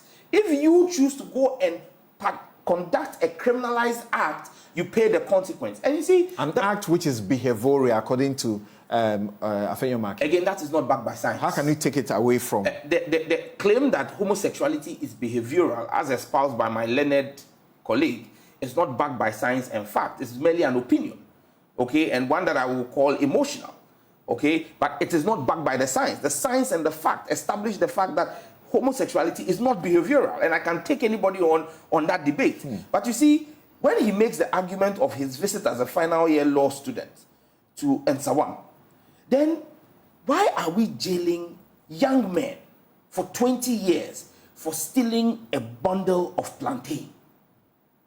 Is there no evidence that people who carried out petty theft go into our jails and come out as parts of organized armed robbery gangs, that people get hardened in jail? Are we not still jailing people for petty crimes? So again, I keep saying that if you want to be objective, you cannot be selective in your objectivity, with the greatest of respect to any of the proponents of this objectivity. His counter to this is equally formidable. That not too long ago, Parliament, passed a law for plea bargaining, so that people who do certain wrongs, financial crimes, whatever they are given the opportunity to pay and not go to jail. Then he brings to your attention again that Cabinet has actually been working on, or is almost done with, a bill for non-custodial sentence. And we have, as a country, been clamoring for non-custodial sentence for many years now. this is where we have gotten to. There was a bill which has been dusted and is being done again. And in fact, Francis Xavier Sosu believes that the government is delaying with it. So he has decided to sponsor a private member's bill to pass a non-custodial sentencing act so that we don't put people in jail when we can put them to work as punishment. Yes, so I believe that if you look at the plea bargain bill, for example, or law, for example, that deals largely with financial things. There was a feeling that people think, well, I can steal from the state, go and do 5 years, come back and enjoy the booty that I stole. But what is it that the state wants? The state wants to recover that which has been stolen from the taxpayer. And that's why we say if we can recover that, then that is really what our intent is, so that people don't just go in. And there have been several instances of people being in prison for 5 years after stealing hundreds of millions. They spend the whole 5 years in a private ward in a hospital, claiming that they are sick. Basically on the 5-year vacation. Plea bargain does not apply to all offenses. It does not apply to all offenses. Not even rape, defilement. No, because you cannot restitute sin. Now, when someone has defiled, and for example, if you look at some of the offenses that he's saying we should take away custodial sentencing, the person has sodomized a minor.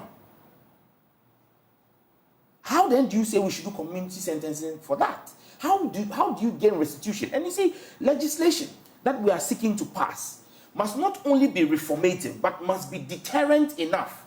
And on this network, I think with Evans Mensah, when he interviewed me, I stated, and Samson, I'm sure you would bear witness to this, that there are days we wake up and Shinikitrayim. You 10 is not 10. You don't have anything and you have needs. You see that there's needs in the house. But you know that it's not end of month, payday hasn't come. Why don't you walk to the bank next door, take a stick and hit the teller on the head and say, give me this money. And don't worry, when my salary is paid, I'll come and restitute. And I will do community service of coming to clean the toilet in the bank every time. Why don't you do that? Because you know that two things could happen. You could be picked, your face could be picked on the CCTV, the police would do an investigation and arrest you and prosecute you and jail you. And you would lose the family that you were trying to even go and steal for, lose them in the process. So you won't go. Worse off, there could be an armed police guard in that bank who could open fire on you and legitimately end your life. So that in itself is deterrent enough to let you say that, oh, in that case, Charlie Evans, today, can I get a soft loan of 100 Ghana or go to HR and finance to find Papa? The deterrent factor in the punishment for armed robbery or the punishment for any of the crimes that we talk about is the reason why we all are not going into a state of chaos where everybody is just taking the law into their own hands to hope that they can do restitution. Don't you also think that on another leg? Yes. So first, the country says it wants to be progressive. Yes. And is seeking to pass non-custodial sentencing law so that instead of throwing people in jail, we'll let them go and do some work, give them a little fines here and there. He says that is retrogressive. And you can find that that is sound because of the country's policy. You are against that. You say that shouldn't work. Now, there are those who are asking the question, and somebody just sent me this message. Kweku Enchumbo Esiako. He says, but sodomy is already punishable under the current law. Chapter 5 of the 1992 Constitution protects my freedom of speech and thought. So how can the Anti-LGBT Bill, if it becomes law, forbid me from speaking and expressing my thoughts against that law? Is that provision of the bill not inconsistent with the Constitution? That's where the question about whether you are seeking through this bill backdoor to steal in criminal libel. And some say marking may be helping you because you may just pass it and somebody will go to the Supreme Court and this bill will be struck down. And we have seen some of that happen. Laws are passed, the Supreme Court strikes them down. Samson, I would love if Kweku or anybody can establish for me what part of this bill that I hold. Just read what phrase in the bill even remotely suggests the introduction of criminal libel. And on the first point you made, there is no country in the world, even those who are so progressive and have introduced non-custodial sentencing, who have scrapped custodial sentencing. No country in the world has scrapped custodial sentencing altogether. The best you can have is both running simultaneously. But then they have offenses for which custodial sentencing is a must. In this case, we are offering custodial sentencing, fines, or both at the discretion of the judge and based on the facts presented. You say I should show you yes, where what part of the bill? There's something that will suggest yes. Criminal libel. Yes, please.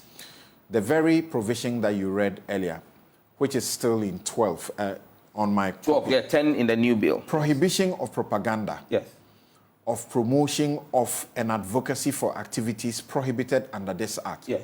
A person who, through media, technological platform, technological account, or any other means produces, procures, markets, broadcasts, disseminates, publishes, or distributes or uses an electronic device, the internet service, a film, or any other device capable of electronic storage or transmission to produce, procure, market, broadcast, disseminate, publish, or distribute a material for purposes of promoting an activity prohibited under this act, commits an offense and is liable on summary conviction to a term of imprisonment not less than 5 years and not more than 10 years. Yes.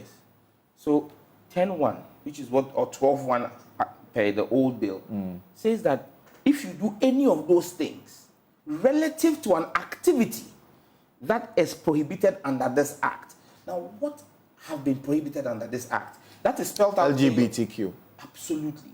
Now, Samson, and that is not contrary to our constitution. So there can be discussions on this media.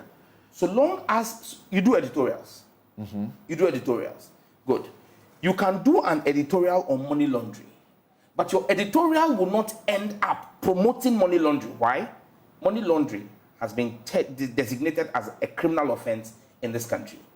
You can do an editorial on holding religious views, but you would stop short of having an editorial that promotes extreme religious views, jihad or crusades. Okay. I think you're marking joints, but tell me, so give me a third example. Yes. And that example should be how, as a media person, yes, I can have a discussion on LGBTQ when this becomes law, yes, without getting into trouble. So 2 says a person who engages in or participates in an activity that promotes or supports sympathy for. So those have been changed. Sympathy Let me read for what it reads now for you. Change of public opinion. That has been changed. So it says a person who engages in, participates in, promotes or supports an act prohibited under this act. So sympathy for has been taken up because, again, in the consultation with the committees, we realize that is subjective. Change in public opinion. And then B, aimed at changing public opinion towards an act prohibited under this act. So, for example, the Vigilantism Act. I, as a victim at IRSO West Woburn, would love to have private security that would protect me from possible state actors. But the law we passed in Parliament has prohibited me from having any such macho men around me going into an election. I cannot, for the one, and you will not give me a platform to come and sit here and advocate for the preponderance of macho men in our elections. Why? Because even though I may choose to say that is my wish, the state has passed a law against it. So something you can engage in academic discourse. And I'll give you a typical example. Evans interviewed me on PMA, on I think the news, the main news.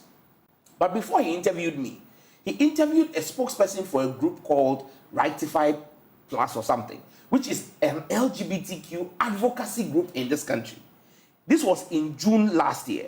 Now, when he put me on, the first thing I said to him was, Evans, what you have just done will make your network and you yourself liable for falling under then 12.1, now 10.1 of this bill. And he asked me why. I said, you asked them questions about their activities. Fair. But then they now told you that June was Pride Month. Then you decided to ask them to outline the activities that group was carrying out in support of LGBTQ in the course of the month. So then you give them a platform to say, on Tuesday, 7th June, we'll be doing this activity here. On Wednesday, this. Now, that is promotion of an activity that is criminal under this act. So that is a place where your editorial policy would draw a line. Because the same way you won't allow me come and sit here and say that, look, I can show you how to launder money using a boutique. You will stop me immediately. It is the same way you must be willing and able to draw the lines for persons when they want to cross. So you can have academic conversations, you can have academic discussions, you can have an editorial on what it is about chromosomal structure and whether X, Y, and XX are the only known chromosomes or what XXY and XYY constitute. You can have an academic conversation. I can have a conversation and say that, and allow somebody to say that their investigation, scientific or otherwise, shows that LGBT behavior is behavioral. Yes, but they'll have to show you what allowed. they should show you what scientific evidence, because it should not just come and be an opinion, that the person is just sitting here and expressing an opinion for it. Again, mind you, the word is the promotion of it. Promotion of something. I can come and talk about something without promoting it. Something. I can sit here. But in this law, yes, is it not very obvious that once you say something that is contrary, you know, to that sort of in favor of these people, then you are committing an offense. The same way as a journalist, you have restricted yourself on money laundering, on anti-terrorism, on vigilantism, on all kinds of subjects. I can talk about the things that those people do in the money laundering world. Yes, but you don't promote it. I can talk about it. Absolutely. But in this law, it is obvious. Once I talk about that, there is no I'll be caught for promoting it. There is no part of the law you've read that I can in publish fact, the images. I can publish the images of people caught in money laundering. Yes. I can publish whatever it is. You publish it to what end? Are you publishing it to speak about the substance? Because you think that it is an ill in society. But here, yes, I will be caught by this law. How? Afiyoma King, thank you very much for making the time to join us. Okay, so I understand his line just failed. Samson, whilst we try to get him back, if you read 13, which is like 12, which is 11 here, okay, it talks about prohibition of propaganda of, promotion of, and advocacy for activities directed at a child. Samson, why would anybody want to publish material directed at a child to evoke the interest of the child in an activity prohibited? So if anybody came to sit here and was trying to teach children that it is fine and okay for a girl child, that's a different level of the provision there. Yes. So look at our Constitution, chapter 12. Yes. Article 163. It says all state-owned media shall afford fair opportunities. In my Constitution, I have highlighted fair opportunities. And facilities. Facilities I've highlighted. For the presentation of divergent views, I've highlighted divergent views. And dissenting opinions. Why should I live in a democracy where I cannot have a view different from your view that you are now constituting into a law? Because a divergent view could be that Bawumia is the best man to lead Ghana. My divergent view is that no, John Mahama is.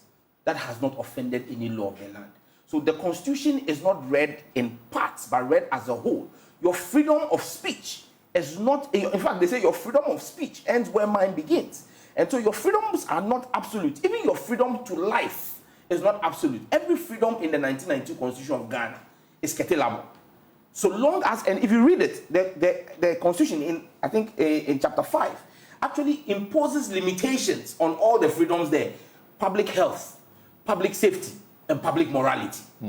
These are the three bases. Now, are you telling me that anybody who comes to sit here to exercise a freedom of telling men to sleep with men, or women to sleep with women, or that a child can change their gender, even at the time when they don't know what its implications are, you tell me that that is not a fetter to our public morality? You are saying that with this law, if it's this bill, if it is passed, I can discuss what goes into lesbianism. Absolutely. I can discuss what forms of queer, the LGBTQ, what they stand for. It's I can discuss them. Exercise, but and I will not be held for promoting it. Proceed into promoting it. And something, You are an officer of the court. No, my understanding of law. Yes, my understanding of law is that to say you are promoting something, it's not exactly to say go and do it.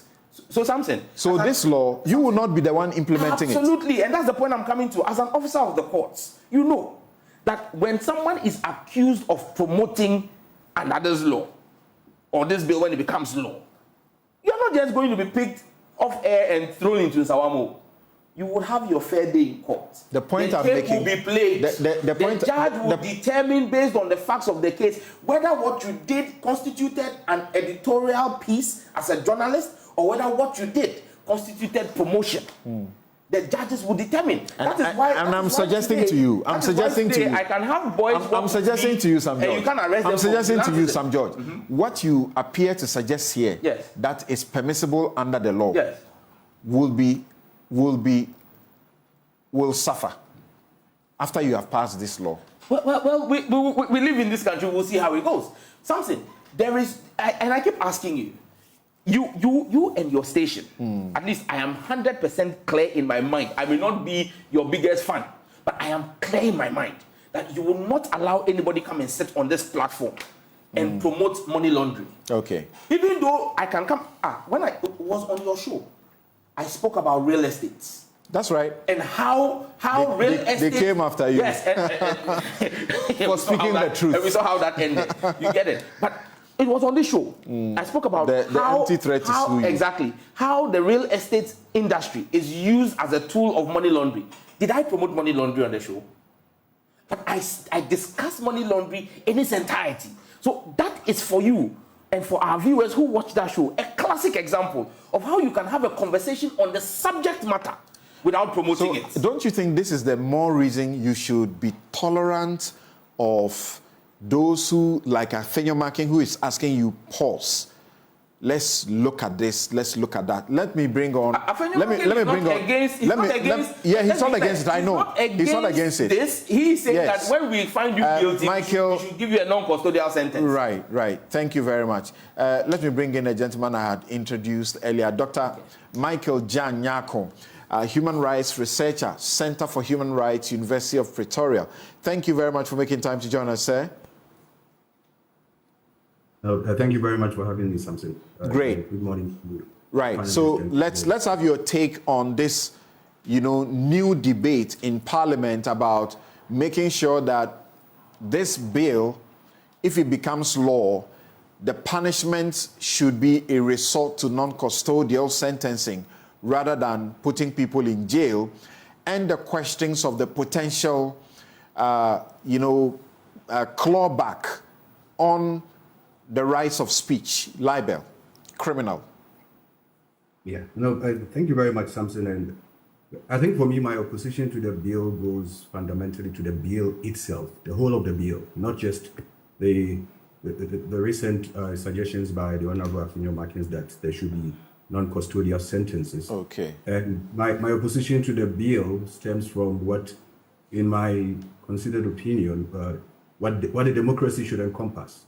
For instance, does a democracy envisage the possibility of protecting the rights of a minority, no matter how unpopular their conduct or views may be? And I think that a democracy should be that inclusive to encompass the views of a multitude of individuals, groups, and communities that other people might disagree with. And it's okay to disagree with such views or conduct. But the idea that because you disagree with the particular view, then people should suffer criminal consequences for it, that I think is completely overbroad. It's something that a democracy should not admit of. And that if you disagree with LGBT rights because of your religion, that's fair enough. That you should have the right to, as a religious person, say I disagree with it. I will protect your right to say that. But that you do not reserve the right to tell people that because I have a religious disagreement to your lifestyle, assuming without admitting that, even if you were supposed to, you were to admit that, there is no genetic connection to being a sexual minority, or that it's just a choice that you make, that your religious views are not incongruent with that particular choice, and therefore a person must go to jail for it.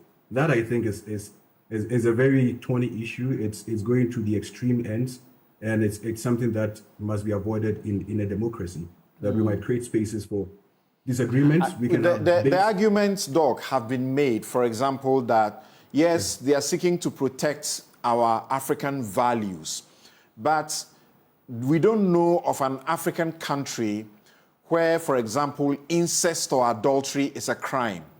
But all the African religions and Christianity, Islam, all frown on adultery and incest. But these are not crimes. Will it not be overstretching the argument when we put this question to the sponsors of this bill, that it is not everything under the sun that you can legislate against? No, I perfectly agree with you. I mean, I think there's room for moral disapproval. I mean, you can have moral disapproval of something without wanting to criminally punish people for it. I mean, there are many things in our society that people morally disapprove of. I mean, people might disapprove of smoking, for instance, or drinking, consuming alcohol. But to the extent that you would say that because I have a moral disagreement to that particular conduct, then the person should be criminally liable, or, in this instance, even, advocacy for change of that position is being deemed to be a criminal offense. I think that will create a very dangerous precedent. There really is there are a lot of countries around us. I mean, there's Benin, there's Ivory Coast. There are many West African countries where there has been never any criminalization of even sodomy or any gay rights, for instance. And there's no controversy. There's no overflow of unwanted activities on the streets. I think there's this sensationalism that is, used to advocate against LGBT rights, as though, gay people are just some people who are just looking to offend our sensibilities. Meanwhile, what gay people are asking for is just to be left alone to live their lives, as long as they are not hurting anyone or causing harm to anybody. And I mean, I understand there is sometimes a conflation with the rights of children and the grooming of children and all of that. And that is perfectly criminalized in many countries. And that's okay. That child sexual exploitation is one issue. But what should consenting adults, grown men and women, or whichever gender identity they might belong to, what should they be able to do in the privacy of their home? And as to the conversation around children, I think there are very legitimate arguments that you can have around children's rights and recruitment of children and all of that. But I have a very principled stand against criminalizing consenting adults in what they do in the privacy of their homes. And that you have a moral disagreement to it is fine. I think you should be able to even preach against it in church or in your community if you want. That is your right to free speech. But you shouldn't get to say that because you have a religious disagreement to it or you're culturally opposed to it, then people all of a sudden become criminals. Because we must have a standard for what we call a criminal offense. That we think this conduct is a crime because it causes harm to other people. Not just that it's because we don't like it or we think of it as for want of a better expression, an abomination. There are many things that we think of or culturally believe to be taboos, but none of them is a crime. There are social consequences for certain conduct without us involving the state's criminal law as a tool to use to punish people for things that, fundamentally sometimes is not within their own purview to change. And I mean, I would admit that the science is still very unclear on whether there is a genetic link, to how people become identified as a particular sexual orientation. But even if they would choose it within their own free will, I don't think that is enough basis for them to become criminals all of a sudden. It's really is overbroad. It sets Ghana back in our democracy many, many years. And I think that we should not be going in that direction at all. Okay, so from getting to know the position that you hold, obviously, then there cannot be an argument over here. He's completely against the bill. I just want to make it's not about... No, yeah. I'm not going to argue with that. Yes. But I mean, I've shared the platform with Doc before. Yes, in a minute. Doc, you made reference to drinking alcohol, for example. Drinking alcohol is not necessarily an offense, but when you drink and drive, it becomes an offense. And so we clearly are not opposed and are not interested in what two consenting adults do in the confines of their privacy. Sam George and the other 7 members who are sponsoring this bill and the majority of Ghanaians are not bedroom policemen. What we are offended by is when these same consenting adults take what happens in the confines of their bedrooms and want to make it an issue of public policy, then public legislation would apply to it. So when you start the advocacy for what should be a private matter, and Doc, I know you're a straight man, you have not identified yourself on this interview based on your sexual preferences in your bedroom. But that is not the same case with the other persons, because everything about them must be defined by the privacy of their bedrooms. When you bring the issue of the privacy of your bedroom into public discourse, public policy will apply to it. And then the question of, does LGBTQ hurt anybody? Who does it hurt? Gay people just want to live their lives without offending anybody. Doc, maybe you need to visit Accra, and I'll take you to a few places. And then you will see how your sensibilities as a straight man will get offended by what is the outward display. And that's why in our bill, we have indecent exposure. And Samson, as a lawyer, you know that indecent exposure doesn't apply to only homosexuals. Even as a heterosexual man, there are indecent exposures for which I can be liable and criminally prosecuted. But if you ask, does LGBTQ hurt anybody? Yes, it does. The science shows it from the CDC of the United States.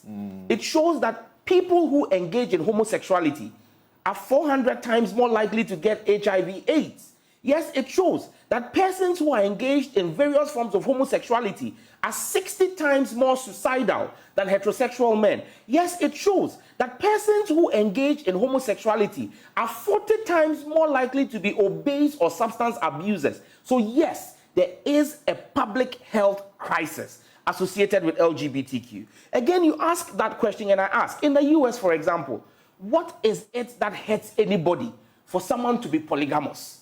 Yet the US is sentencing polygamous people to 6 years to 10 years in jail, not giving them a community sentence. So you cannot approbate and reprobate. So it cannot be that Ghana, as an independent sovereign nation, is passing legislation that enjoys at least 93% approval from its citizens. And then we say that we are going to be set back. Set back by what?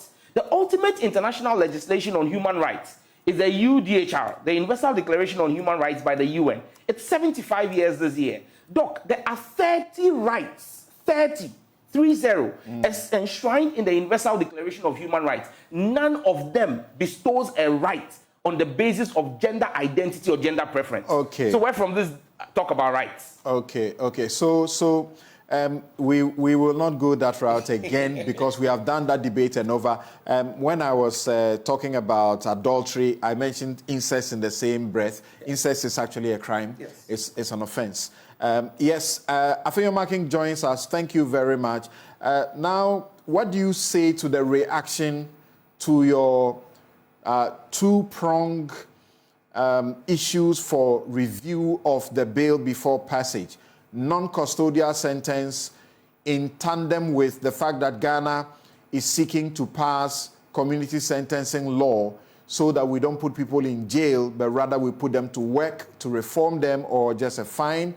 And also that there's a potential of criminal libel being smuggled back after we repealed it in 2001, is it? Through Nana Addo Dankwa Akufo-Addo as Attorney General. Yes, Afenyo Marking. Well, Samson, thank you for the opportunity. I believe you've made a point already. It's just a matter of reiterating what has already been put out there. So first of all, as we all know, we are doing some judicial reforms, and as part of the reform, the regime of custodial sentencing is being done away with. And I hold a view that the main object of the bill, which we all agree, is to ensure that as a country, we go on a certain path of our value system and determine our certain cultural rights and say that, look, this is unacceptable to us as a country. I believe that all 275 MPs agree with that. But the question is, how do you deal with it? Is the solution in incarceration? I say no. Something perhaps, if we relate to some of these things, we may get the import of it. Perhaps, when you and I were growing up, we had fathers who were very, very rigid, very regimental, strict. If you misbehave at home, you expect to be caned. And that is how the fear factor prevented us from acting in a certain way. But today, again, you and I know that our children, we cannot use the cane to deter them. They will get worse. And I have teenage kids, and I know that joining with them gives me results than taking the cane. So, question. If we go to Nsawam prison today and interview the prison officers on this incident of sodomy and same-sex things or gayism in there, isn't it trite that people get rather exposed to it there more in our prison? And something I know that at Ghana Law School, every year, maybe now they've stopped, but in our time, we were there at Nsawam, and I believe you've also been there, when as a part of your studies. The stories were told about the same-sex situation. It gets worse over there. So, if the aim... Sponsors like Sam George don't deny that fact. Pardon? Sponsors of the bill like Sam George don't deny that fact. Very well, very well. So, if we want to correct a challenge in society, if we want to reform, if we want to rehabilitate, should we throw them into jail? Again, the state of our prison. Some other jurisdictions have prisons, but the prisons that they have there, the conditions of those prisons, the facilities they have, and all, allow for reform. The prisons they have are proper correctional centers. In our prison, in Ghana, Winneba Prison, Sekendita Kradi Prison, Nsawam Prison, Tamale Prison, can we find facilities there to correct people? So I dare say that those in that situation will be worse off, and society will not benefit. You can take the ultra-conservative approach, say that punish him, deal with him. But I'm saying that as parents, the deal with him approach will not serve our purpose in our various homes today, as prevailed 20, 30 years ago, where your mother will shout and, you'll be shaken, where your mother would yell at you, insult you, and it would create that fear. Today, if you shout on a child, today, if you insult a child, trust me, you are pushing your child into a panic attack situation. You are traumatizing the child because of the environment. It's not the same.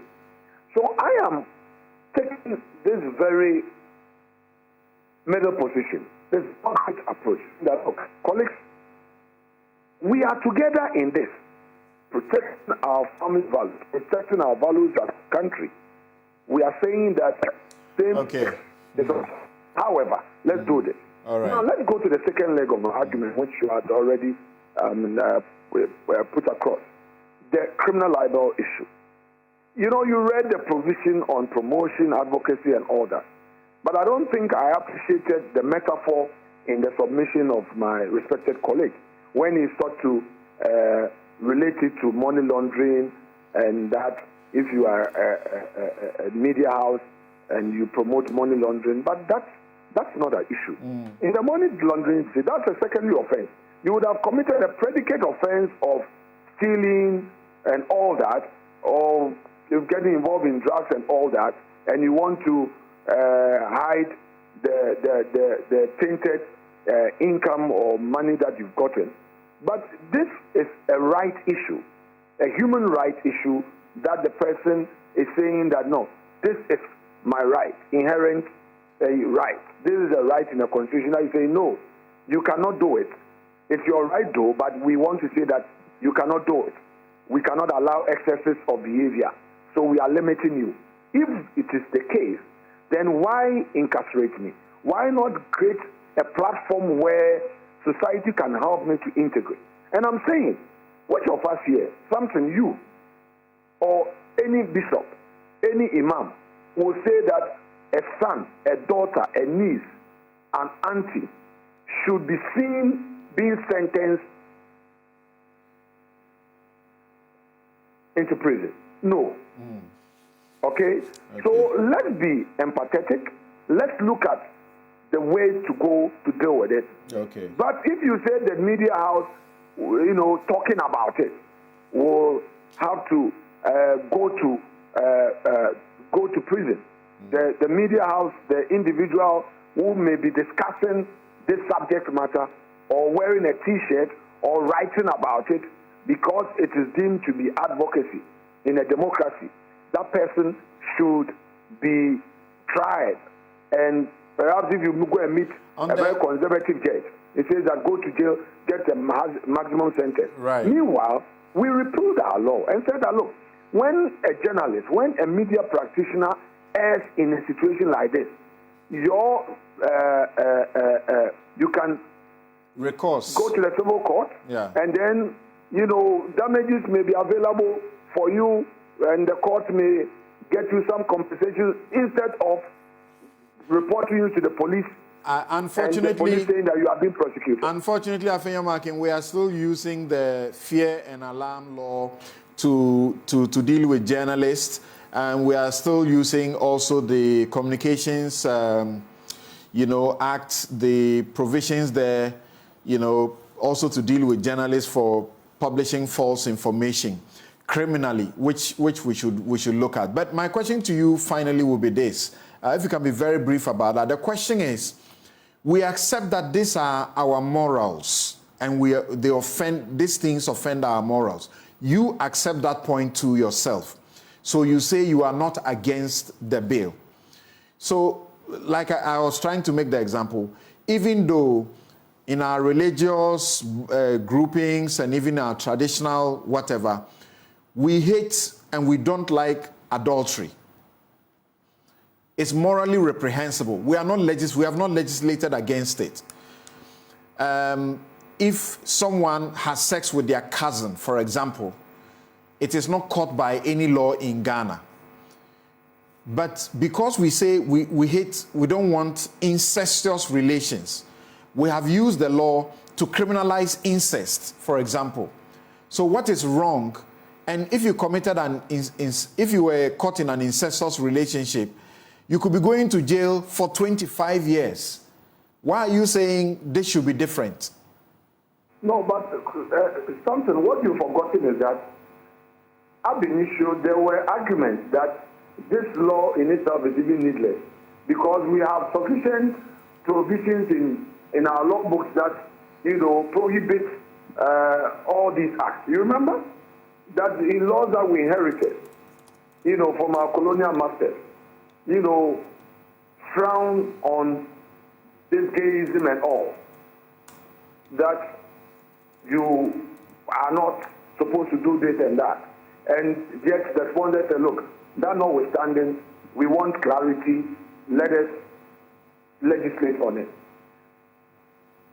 If those laws exist and criminalize it, and those laws would lead to incarceration, that was for yesterday. Today, if you ask me what my views are, I'll say that for such situations, criminalizing and incarceration will not give us a solution. All right. Thank you very much. Yes, incarceration will not be the appropriate thing. Okay, so I get it. You have clearly explained that. We are run out of time. I'm very sorry about this. Thank you all very much for your contributions on this subject matter. It is one of the subject matters that, if you allow, we will discuss for the entire show period or duration. Thank you to Dr. Michael Jan Nyako, Human Rights Researcher, Center for Human Rights, University of Pretoria. He is completely against the law, not about the sentence regime and the forms that Afenyo rather wants it to take, non-custodial. and Afenyo Making is Deputy Majority Leader. He's moved that motion that Sam George says they would have actually arrested the process to make some corrections anyway. Sam George is MP Ningo Prampram, and thank you so very much. You are, do you say ranking communications? Deputy Ranking Communications Subcommittee of Parliament. Thank you very much for your time. We'll be right back to ask how we spent $5 million United States dollars when we exited just at the beginning stages of the AFCON. We want the GFA, as a matter of urgency, to stop the processes in appointing the next Matra Amakwe coach, because this GFA itself has proven time and again, say, Matra Amakwe GFA. All right, you're welcome back. And Sadiq, tell me, this will be the first time that there has been such a demonstration about how the football is deteriorating in the country? Yeah, as far as I know. First? On this scale, yes. On this scale? Yeah. Okay, that is instructive. So, welcome back. This is Newsfile. It's your most authoritative news analysis platform. And lover of sports, those of you who love sports so much, particularly soccer, forgive us. We had intended to do a whole hour discussion. But of course, everybody is concerned about what is happening to Ghana soccer or football. So my guest here to assist us is Sadiq Adams, sports journalist and head of sports at ABN and convener of the hashtag Save Ghana Football Demonstration. Head Communications Directorate of the Ghana Football Association is Henry Asante. Joining us by Zoom will be Yao Ampafo-Ankra, sports journalist and co-creator, Black Stars Diary 2006. I remember that just like today. Right. So the concerns that you raised in the demonstration, they resonate so much with the people of Ghana. But there are those who ask the question, this will not be the first time we are spending so much and, you know, as it were, hoping to have gotten so little. We budgeted for 8.5 million for the tournament. Then the minister says 5.7 million was released by the Ministry of Finance, but they spent 3.7 million, mostly on per diems, flights, medicals, equipment, logistics, and hospitality. They have a balance of 2 million that has been returned. What's your major concern? There has got to be a time where all this stops.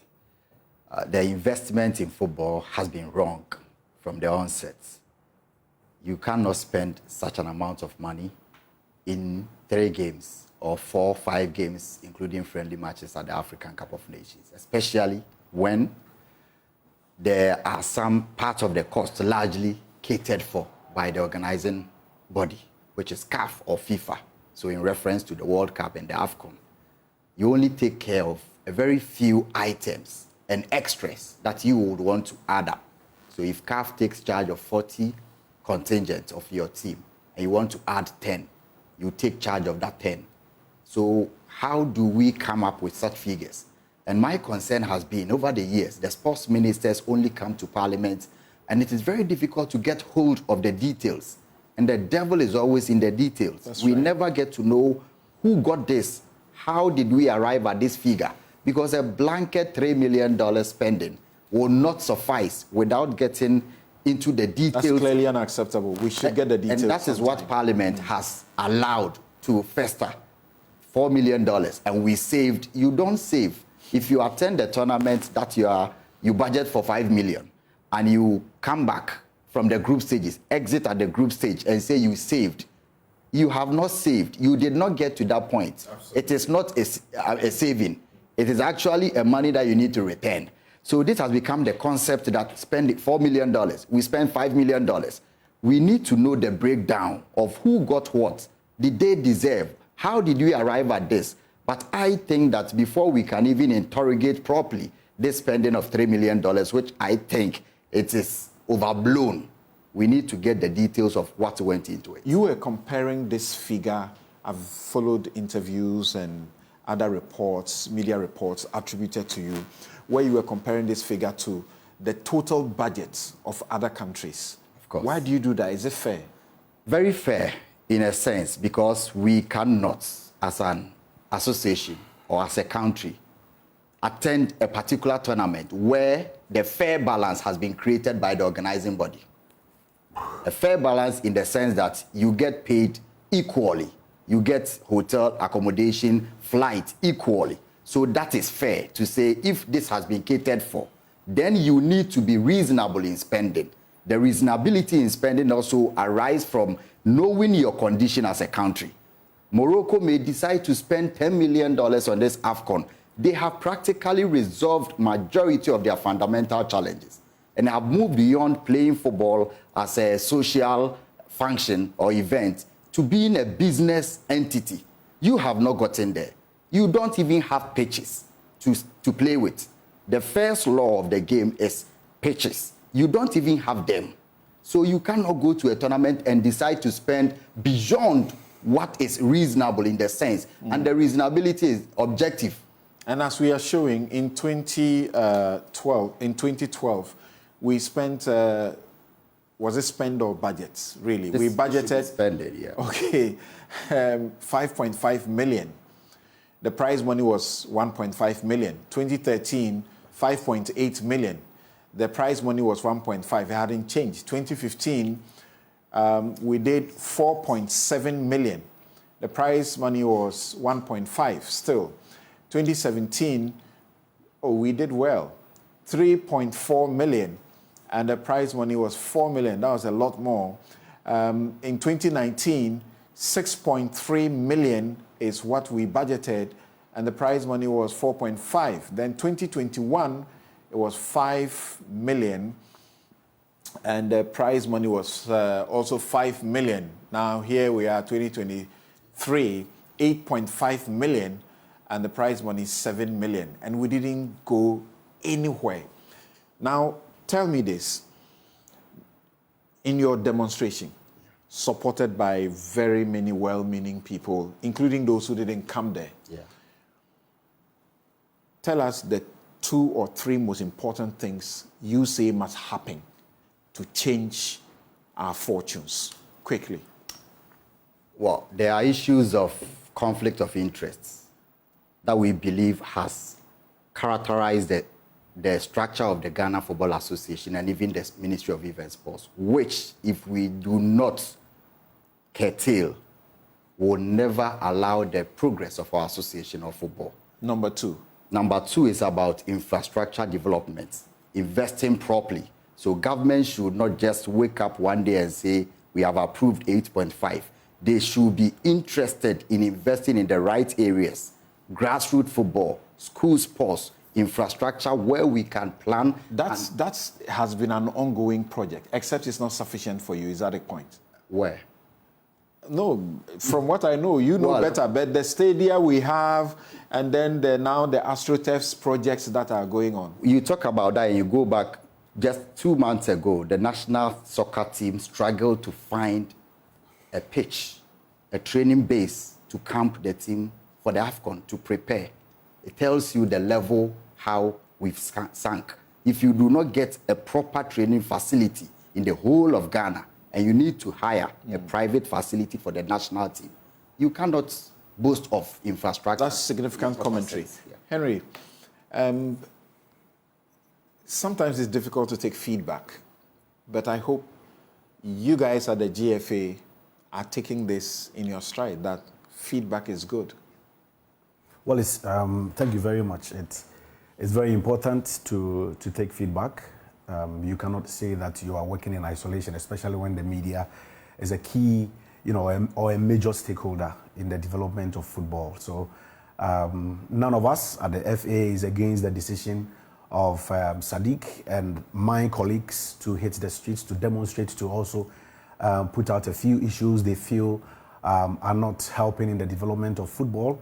We have taken it in good stride.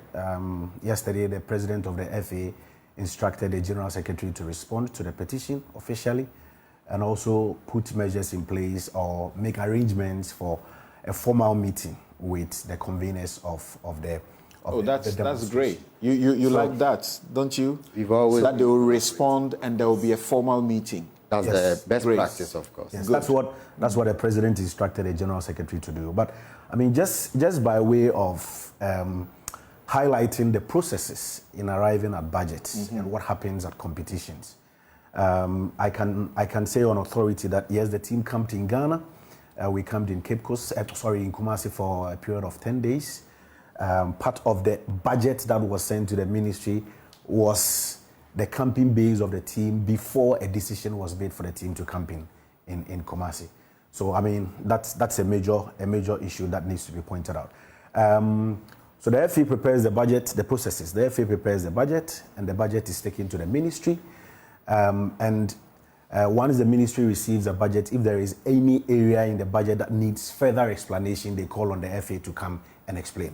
And that is where our main role ends. It ends there. We don't know how much is approved for the tournament. We arrive at the competition and the ministry sends a purse holder to come and dispense money to players and officials. And when we come back, we are not told how much was expended. But you contribute to the making of the budget? No, we put the figures together. Great. Based on the structure. So what do you say about the fact that there are countries whose budget was just 2 million? And you said Nigeria was how much? Well, the budget approved was $1.3 million for the tournament, start of the tournament. Nigeria? Of course, it's public. The whole close to over 2 million population or so. I have spoken to 200 million. I have spoken to officials of the NFF who also tell me that their budget for the AFCON was $7 million. Yeah.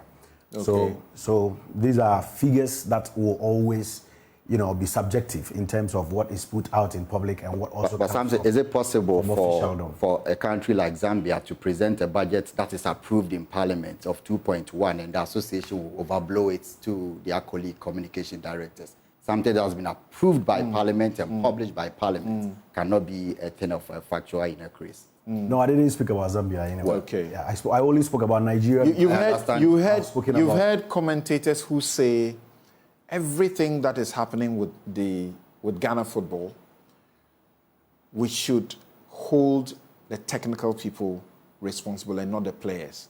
Somebody like Mahama Yariga, you've heard him. Yeah. What do you say about that? And what are you doing? Because things are just not working. I'm sure when we were going into this tournament, we were very much upbeat about our chances. We gave the team... Knowing what your precedent had been, you were upbeat? Of course. I mean, you cannot say your yesterday wasn't good, so when you are well prepared for tomorrow... But you can't carry false hope. But we knew we had put in place a good technical team. We knew the players who were selected by the coaches were good enough. We had actually compared our side to other countries and knew we still had a very good chance to progress in the tournament. There was nobody, even the players, none of them believed we would exit at the group stage. Because from the preparation to the arrival in Cote d'Ivoire to our first match, we didn't go well. They still believed it is possible. And when you cast your mind back to the game we played against Egypt, and then you move on to the game we actually threw away 2 goals to draw with Mozambique, then certain factors in the course of the tournament affected our performance, which in a way we did not help us in progressing to the next round. Just a minute there. Yao, thank you very much for making time to speak to us. Yao Mpofankra. Please unmute your mic. Yeah, can you hear me now? Great, I can hear you. Always good to hear your voice on the subject that you are so consummate about. Now, we have very limited time. if you had to go for the jugular, would you say you are happy with what we appear to be doing to turn things around after the AFCON fiasco? Thanks, Samson, and greetings to Sadiq and Henry. I don't think we've done anything yet. I think what we're seeing now with the demonstrations is just an outlet for people to show their displeasure and to express their anger, their frustrations, which I think is actually healthy. It's actually good. I'm quite taken aback when people are opposed to football fans showing their feelings, because these are the same people who show their feelings to support our national teams, to pray for our national teams, to travel all around the world. So if they're not happy, let us allow them to vent. And I think for the media, we have a responsibility to let Ghanaians know what is going on and let Ghanaians, believe that we're there for them, to fight for them, and also not serve our interests. I think if you look at the GFA in the most recent times, the communications department, media, Ibrahim Sani, Randy Abe, the current president is a media person, Ketu Kriku, the team manager now is a media person, Aminu Shado. It tells you that the media has a bigger responsibility to play than ever before. So people are relying on us to tell them the truth, to do the right thing, and to put pressure where pressure must be applied so that things change. So for me, I think we need to do even more. Maybe not just demonstrate, but, as we went to Parliament, I wasn't part of the demonstration as a convener, but I supported the demonstration in the fact that people must be allowed to express themselves. Let us not assume that because, people are silent, all is well. And now that we've seen how there's anger in the streets, there's bitterness, there's a lot of displeasure, the FA would address this issue and not try to dismiss it as a minority of few people who have nothing better to do. Sadiq says we must halt this now. How can that be done? Do you see any signs that we are ready to do this and to not embarrass ourselves internationally like this again? Well, halting. Ketu Kriku is there as the president of the FA. He was duly elected unopposed about 4 months ago. He had 97% of the votes, I think there was one abstention and one against. So very, very popular, leader by the football people, the people who put them there. So if the people who put him there are happy. Did I lose you? All right. Just some 30 seconds each, and please forgive us really about the time, but Nathaniel Ato and his team, I really wanted to hear Fantio here. I've listened to you guys, Yes, so, yeah. Well, I think from where Henry explains the processes that the budget goes through, we are finding the root cause of the overblown budgets and how we arrive at these figures. We have a law that governs sports in Ghana, which is the Sports Act, 2016 Act 934, that says the GFA and all sporting federations must submit their budget to the National Sports Authority and not the Ministry of Event Sports. This has been included and provided for in the Commission of Inquiry results. Why do we still send the budget? Only the Football Association prepares their budget and send to the ministry instead of the National Sports Authority, where it is supposed to be probed. We need to stop the breach of the law. No sports minister should be taking the budget of the FA, going behind the NSA, which is the body mandated to accept or receive submission of budgetary reports. But you are seeking that there should be some sort of a probing into this. There should be a probing because we need to see the actual details of the Qatar 2022 World Cup that's fair. And the 2023 AFCON, and how management committee members were paid $100,000 each for spending 12 days with the team when your National League winner gets only $30,000. It doesn't help grow the game. The FA themselves know that this practice is what has been helping decline further. Individuals are becoming richer in football, and the clubs, the youth development, the national team. When Henry says that they were very upbeat going into the tournament, that is a manufacture of a theory to defeat science, because the graph is very patent. You see the decline over the years. So there was no surprises in Ivory Coast. Yeah, Henry, Ghanaians are very, very disappointed. Just too disappointed. I am one of them. Yeah, I mean, I can't sit here and say all is well. You need to be honest enough. You need to be truthful. You should see the mood of the players when we exited the competition. I was with them. I spent days with them, came to Ghana with them. Some of them needed to be spoken to, you know, in the dressing room. I personally had to bring some of them up, you know, after we exited a competition. I listened to Dede and his apology. Yeah. You could tell that his spirit was so down. Yeah. And yet we were so uncharitable to them, right?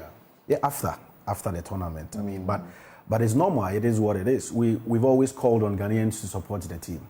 My only disappointment is the personal attacks on some of them. But once we always call on the people of Ghana to support the team. When things don't go well, you expect the people of Ghana to speak. And it's as simple as ABC. Okay. We've run out of time, like I said. Yeah, but you can give us some 30 seconds. Bullets, what should happen immediately?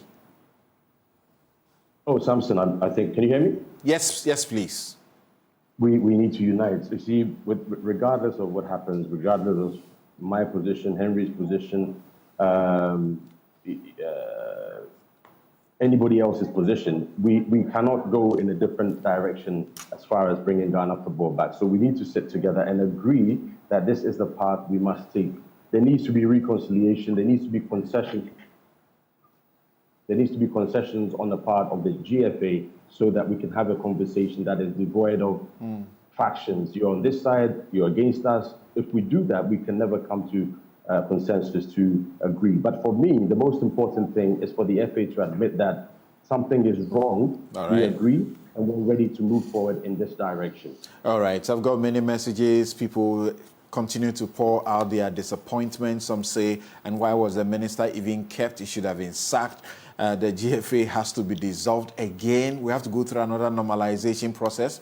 You know, I chaired one of the committees, the disciplinary committee, to normalize the GFA after the famous number 12. Yeah, so thank you so very much, Henry and Sadiq.